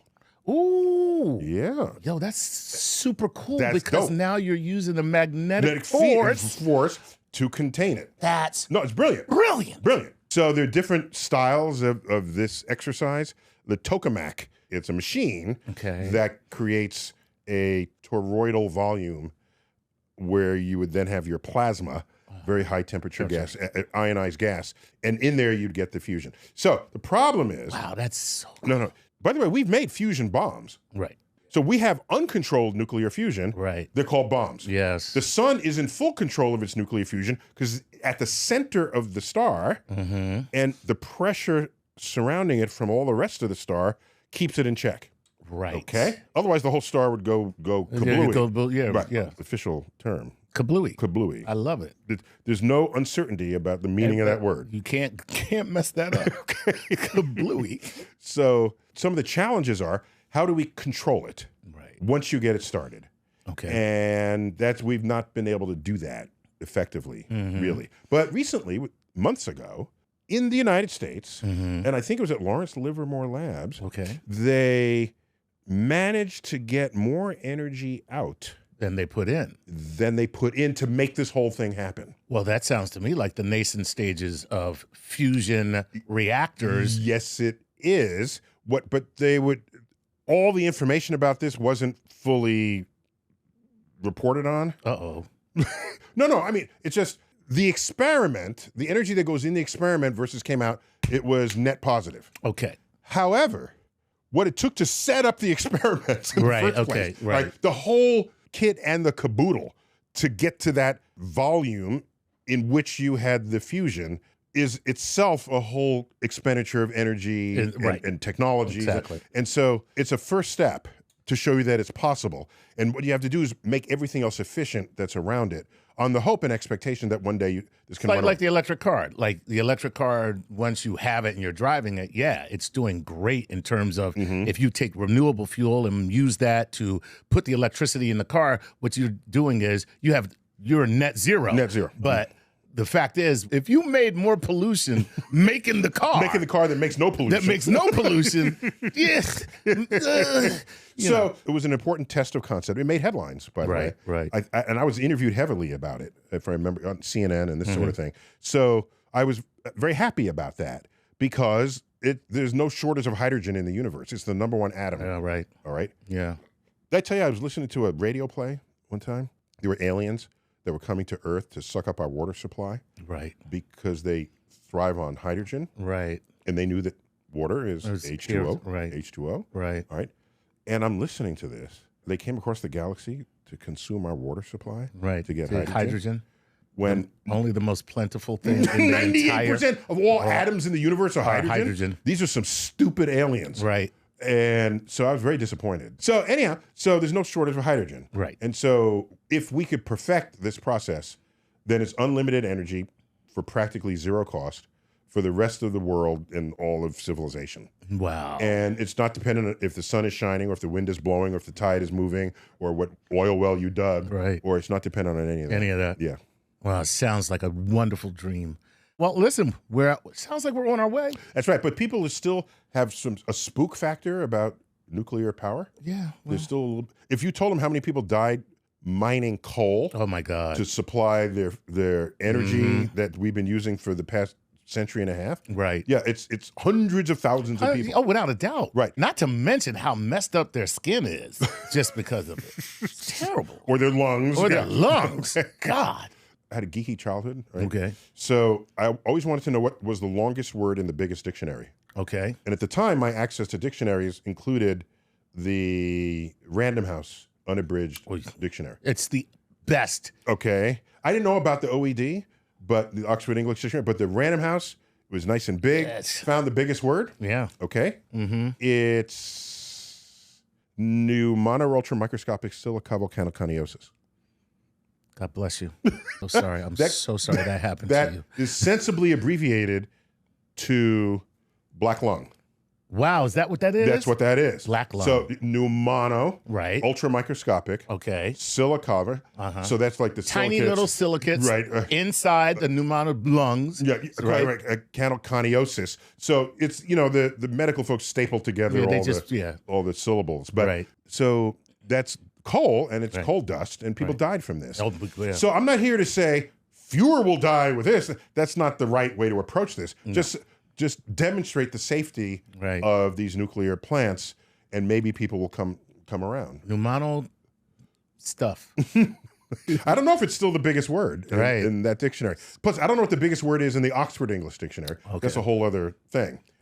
whole nother. But anyhow, why do we even go? Oh, because the safety factor is going to matter to people if they want to sort of vote this through. But we first have to make it efficient and scalable so that you can then have one in every city or wherever. Yeah, so so John, it's not happening anytime soon, man. And by the way, it has no byproducts such as what you get with fission. Fission has all these that's called nuclear waste is what we call it. Nuclear waste. We got to put it someplace and it sticks around for 150, 200 years. Or more. Or more. Right. Hello, Dr. Tyson, Lord Nice, Charlie from Hudson, Ohio here.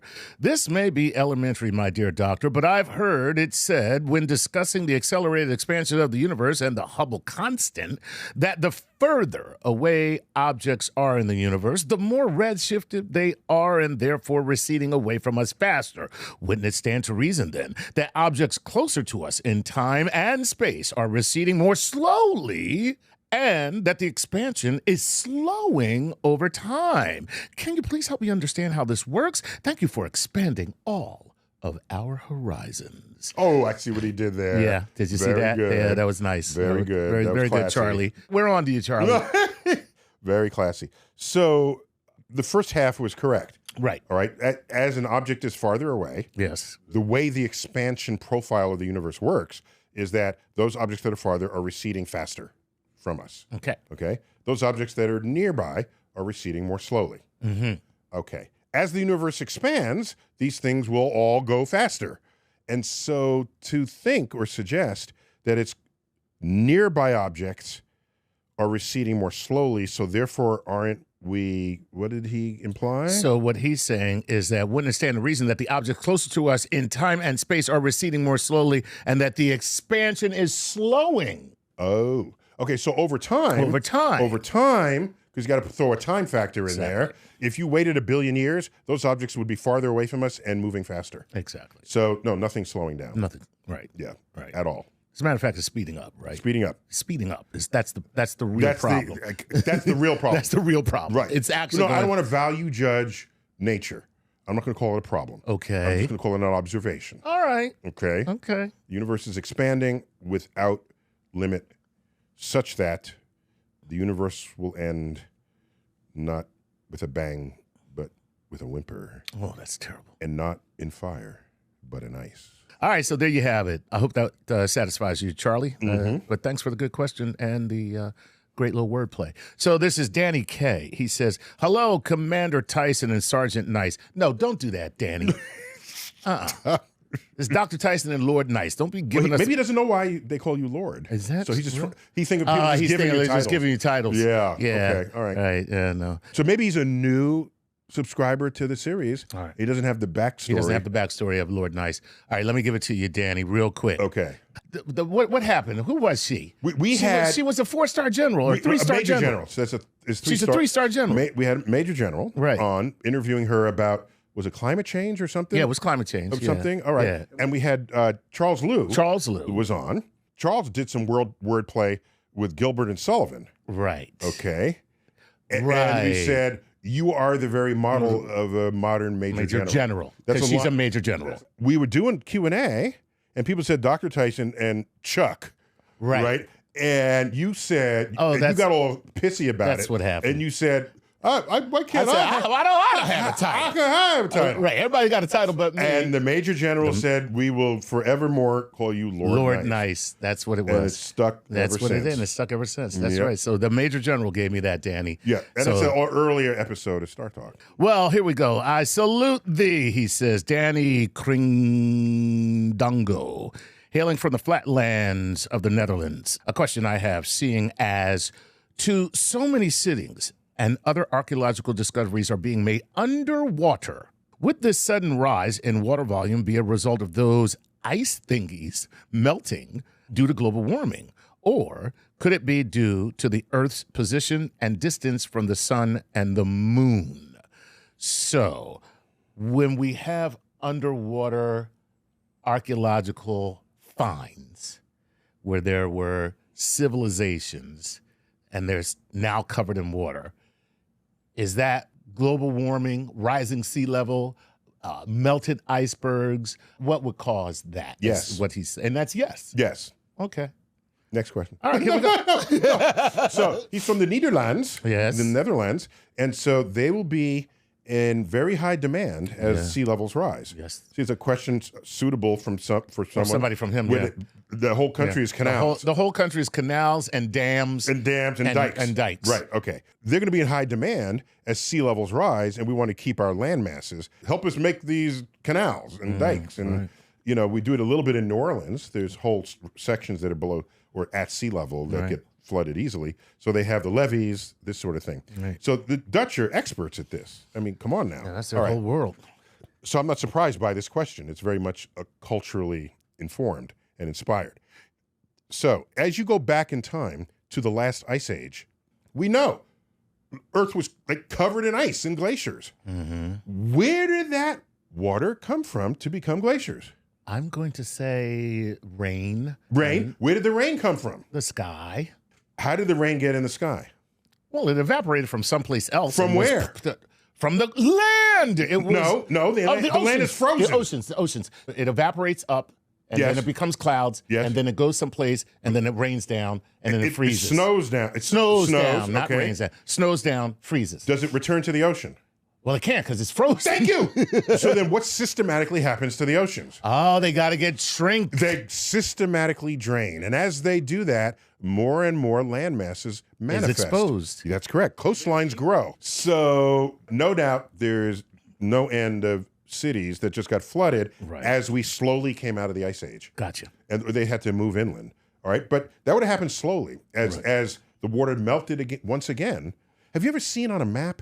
It might be true elsewhere, but I noticed, especially North America, off the East Coast, if they show the terrain of the bottom of the ocean, there's like what we call the continental shelf, which is the same coastline. It's just pushed out a little further, and then you have a big drop off. Okay, when New York, when it used to dump its garbage in the ocean, it wouldn't do it on the shelf.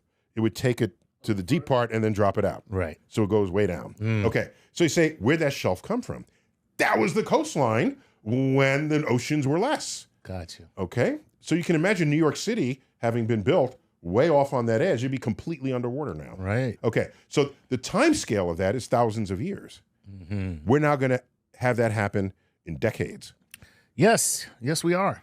All right, this is Shane A. McDaniel. He says, hello, Neil. Hello, Chuck. Time dilation discussions usually involve one object moving faster than others to slow down its relative time. Alternatively, can an object somehow move slower than everything else to speed up its relative time? How might it slow down as such? That implies that you can establish a speed absolutely measured, but all the speeds are relative to one another. So you can't say, here, this one thing is not moving and everything else is. You're not making an absolute statement there. Right. You could say, I don't think I'm moving because I'm measuring everybody else to be moving. But what are they saying? They're saying, you're moving by me. Exactly. Okay. Which is the whole train thing. That's the whole train. That's the whole train. When you're looking out the window. When you're looking out the window. Yeah, and you see the train pulling off. Yeah, I said, are we moving backwards? We're moving backwards. No, the other train. Right. It's right. relative to the other train. Relative to the other train. So since all motion is relative, hence the name of the theories of relativity. Okay. Since all motion is relative, you cannot declare that you are not in motion and everybody else is. Gotcha. Everybody can declare they're not in motion. Right. And everybody else is. So you can declare you're not in motion, but then as soon as you go on the other side, you're like, oh, no, I'm in motion. Exactly. Right. You know how this came up? It came up in a football game. Get out. I got a text from, who's the coach of the Seattle Seahawks? Pete Carroll. Pete Carroll texted me. He said, Neil, we just had a play where they want to call it against us, where they had what happens if you lateral backward, forward lateral? That's an illegal forward lateral. Illegal forward pass, forward pass. Because the quarterback. The receiver has to be behind the quarterback. You can only go backwards. Provided the quarterback has crossed the line of scrimmage. If you're past the line of scrimmage. Right, but otherwise it's a forward pass. Yeah, you can forward pass, right. So they were in a play where the quarterback, Russell Wilson, he doesn't see an open receiver, so he scrambles. Right. He crosses the line of scrimmage. He sees one of his running backs, and he pitches to his running back. Okay. No, sorry. He pitches backwards to his running back. And then he goes down, and the running back gets a first down, and I think they scored on this play. Okay. And the other team said, no, that was a forward lateral and illegal. If you go to the videotape, the point on the field where Russell Wilson releases the ball is behind the point on the field where the running back catches the ball. Oh, yeah. From the point of view of the field, Right. it is a forward pass. Right. But they were running running together. So relative to one another, they still remained a backwards lateral. Correct. And it's not their fault they were running faster than the ball sideways motion. Right.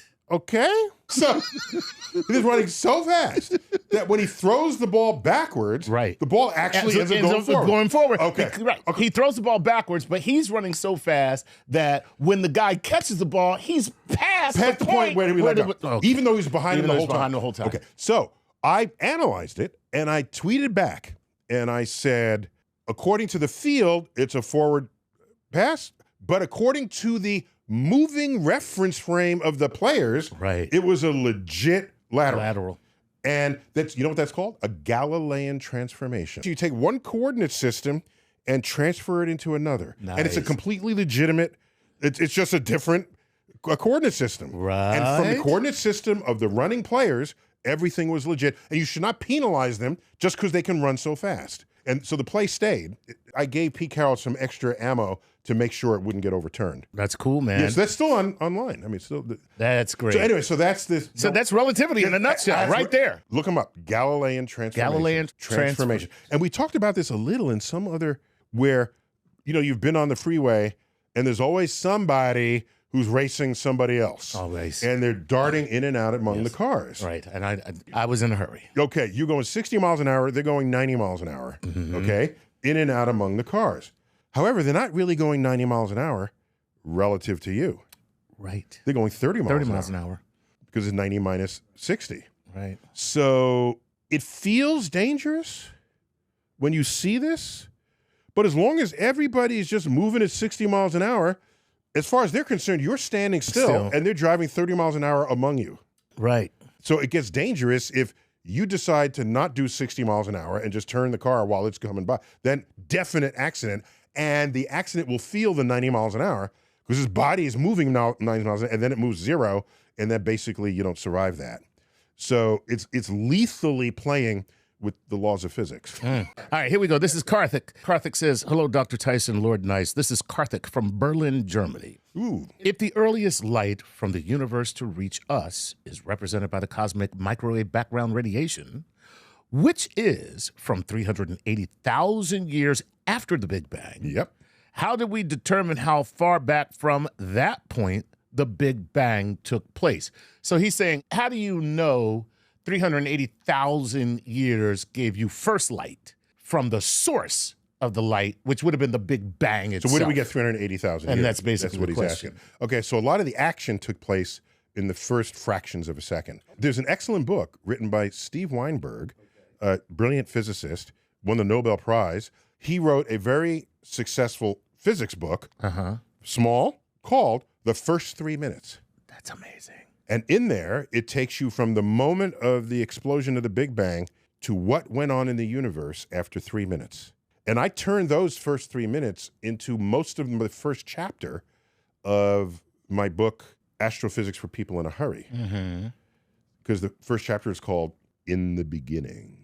Ooh. That's the name of the first chapter. So what you do is you create all the physics necessary to give you that cosmic microwave background. Gotcha.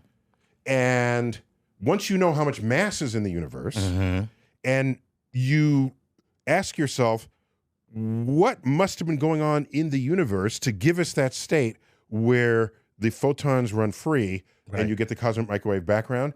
Once you do all of this, the time it takes to get to that point turns out to be 380,000 years. That's amazing. Right. It's all very well-established physics. And you know what's funny? Right now, there are people hearing this, and they're like, no. It is so counterintuitive, but it's like, oh, no, that's what you believe. And what they don't understand is that we can see the cosmic microwave background. Yeah. It's not a belief. Right. We can see it. We measure it. We measure it. Yeah. And so do we know what matter must be doing in Right. order to create that environment? Exactly. And we're expanding now. So here's what would have to happen if we were wrong. Somehow the universe was birthed into that state, but with nothing before it. But we can account for that provided there was a universe before it, using known laws of physics as detailed by Steven Weinberg in his book from 1970s. That book came out. Wow. And in my book, I give a full exposition of the first moments of the universe. In fact, one of these chairs, Right, the ones that one were of these sitting chairs that were awards to him for writing. I won for an essay called In the Beginning. In the Beginning. Which basically birthed that whole first chapter of my book. So it's known laws of physics that get us to that point. Right. That allow us to conclude how much time before How to that go it back. took. How to go back. Because you get to that place, and now you can go back Now you from go back. everything that you know at that place. Correct. That's really, God, I love science. Oh, well, you know what else? As you go back, matter is behaving in all these ways under the temperature, pressure, energy, and all of this. You can make predictions in that time that says, 98 out of 100 atoms in the universe should be hydrogen. And that's what we see on the other side of that fence. Fantastic, man. Right. That's Right. No, just it's extraordinary. brilliant. Yes. It's brilliant. Yes. I love it. Yes. All right. Oh, by the way, that cosmic microwave was predicted. It was predicted by a guy named George Gamow. George Okay. Gamow? Gamov. Oh, Gamov. It ends in a W, but it's Russian, so it's a V sound. Gotcha. Gamov. Gamov. He was on a paper with two or three other authors, Right. where they said, if the universe began with an explosion, knowing what we know about quantum physics and matter and energy and temperature and time, what should have happened? It would expand. It would begin to cool. The energy would become matter. The matter would coalesce, and at this point, light should escape. We should look out in the universe for a universe that has a temperature of about 5 degrees. And so we looked. Yes. And we found a universe that was 3 degrees. Yes. So Rich Gott, a friend of our show, he characterized this prediction. He said, it's like saying that a 50-foot flying saucer, predicting a 50-foot flying saucer was going to land on the lawn of the White House, but it was a 30-foot flying saucer. That's good. Right? So like the fundamentals of the prediction are really right, and the details are something that would come out later. Wow. Yeah. So we're good back there. That's all. By the way, if one day we need to sort of rethink the Big Bang, it would not be to discard what works. It would be to see that the Big Bang fits into an even larger picture of the universe. Right. And the press is always trying to ditch the Big Bang. Right. They're always pooping on the Big Bang. Yeah. Because they think we're just making stuff up. Yeah, because it's not going to be one of these things where it's just like, oh, we were just completely wrong, and now that's not a thing at all. No, that doesn't happen anymore. Right. No, it's like it happened before the year 1600. Right. But it after can't then, happen. when we test everything and it doesn't happen that way. It'll be a further explanation of what we already know. It'll be a deeper understanding of what we already know. Correct. Right. All right. This is Mo Fury. He says, "Hi, Dr. Tyson." Somebody named Mo? Mo. Cool. I live on a pale blue dot in Tennessee called Nashville. I don't know what that means. As such as I dream about exploring the cosmos, let's say we have one world war in the next century or two. Well, this is off to a positive start. I know, right? Right. Given that, do you believe humanity will be gallivanting around the solar system by then? I don't mean governments. I'm talking about normal working class people who live and work all over the system, like the stories in The Expanse. Great show. Thank you, Mo. Sans the spherical wormholes, of course. Why does this have to do with another world war? Would we be able to escape? Because regular people have the capability of exiting this planet for another destination. If regular people have that capacity, so does the military, who might be chasing your ass if you're the enemy. Okay? I will answer this with a quote from Albert Einstein. Okay. If I may. Please do. I do not know how World War III will be fought, but I know that World War IV will be fought with sticks and stones. Stephen Banker says, "Hi, guys. Question about time. Is it possible to measure a length of time shorter than the steposecond or zeptosecond. I can't say it. Zeptosecond. Okay. If so, can we measure infinitely small spans of time? How would we have ever gotten to the point in time if there were possibly an infinite number of moments between the Big Bang and now? So I love it. Couple of points there. Right. There's something called the Planck length. Okay. The Planck length is the smallest unit of space within which no laws of physics have any meaning. Okay? So in quantum physics, space is quantized by these little units of space. Okay. Okay?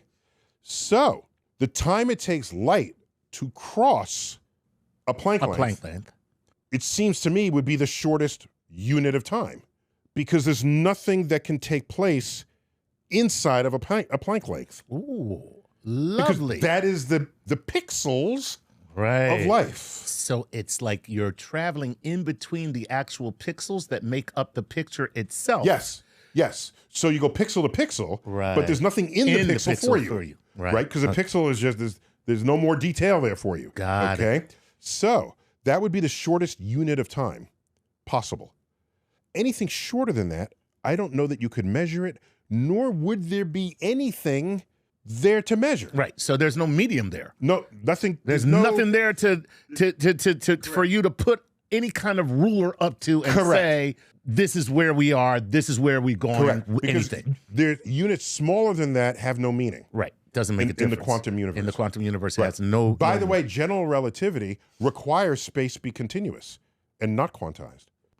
If you want to marry general relativity and quantum physics, you need somebody's got to be there for the ceremony, for the shotgun marriage. Because the shotgun marriage was taking place in the early universe, because quantum physics is the physics of the small, general relativity is the large-scale universe. When the universe was small, there's quantum phenomenon influencing the entire universe. Because the universe at one time was small.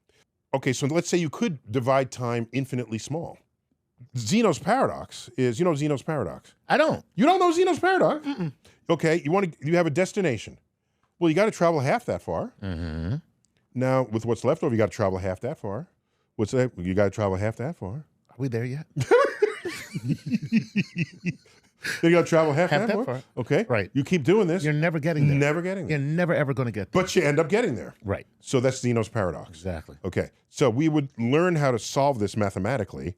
It's because the sum of those halves, even though there's an infinite number of them, they sum to a finite answer in a finite amount of time. Yes, the finite can contain the infinite, and indeed it does. And it does. That's great. Yeah.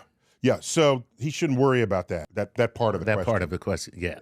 Okay, fast one, last one. All right, here's the last one. Here we go. Last one. Hello, Dr. Tyson, Lord Nice. I was wanting your thoughts on if transporter, like in Star Trek, could one day just be possible. And P.S., Dr. Tyson, I saw you in an episode of Velma. It was awesome. What's Velma? You know what Velma is? No, what's Velma? Velma is from Scooby-Doo. I know. Oh, Velma. The woman in Scooby-Doo named Velma Yeah. had her own show on HBO. Get out. And she's in high school. The dog doesn't exist yet. And it's really sort of the birth of the Mystery Machine. It's the roots of their origins. Oh, wow. Velma. Yes, I had a brief cameo in it. Okay. Yeah. Good for you. I think I was a teacher. I forgot exactly what. It has to make, if I'm going to be a camera, it's got to make some sense. All right. So anyway, here's the deal. Transporters, which break down your molecules inside of a machine that remembers the imprint of your molecular structure in every single detail, then turns that into a beam of energy, transports it someplace else, shines that beam of energy to another place where it then reconfigures all of those molecules in the same configuration so that, bang, now you have been reassembled molecule by molecule. Could that one day be possible? Okay, I said I'd give a soundbite answer. This is going to be hard. Okay. Okay, are you ready? Yep. All right. In 1900, New York City, there were horses everywhere. Yes, there were. And where you have horses, you have manure. No, that's for sure. I read, I have found this hard to believe, but maybe it's right. I read, on average, a horse poops 30 pounds of manure a day. Woo. It's in the streets. Flies are attracted to it. Oh, God. Back then, there were no supermarkets. People sold their goods on the street, on street carts, including fish. And so it was nasty, That's nasty. unsanitary. Terrible. And people trying to find solutions to this. Do you give horses some different kind of feed so there's less poop? Do you put something in the feed so the flies don't want to reproduce in it? Do you, like, what do you do? Right. And how do you cart away the poop? Well, you got to bring in other horses and put it in a wagon that they drag out, but then they're pooping while they're dragging out the poop that they're taking out of the thing. Okay? This is poopalicious. So how do you solve this problem? You invent the car. There you go. Okay? Right.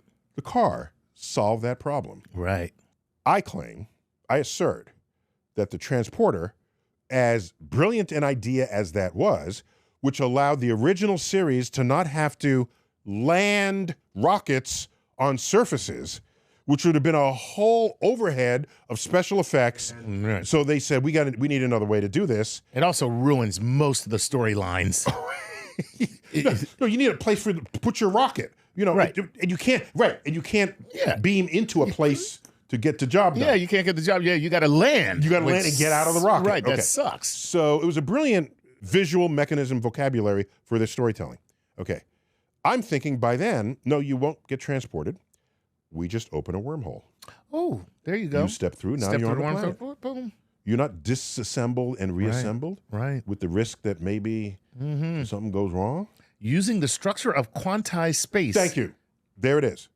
And so any place you would otherwise beam, you just simply open the wormhole and Wow. step through. So I think that, like the car solved the poop problem, wormholes will solve the transporter problem.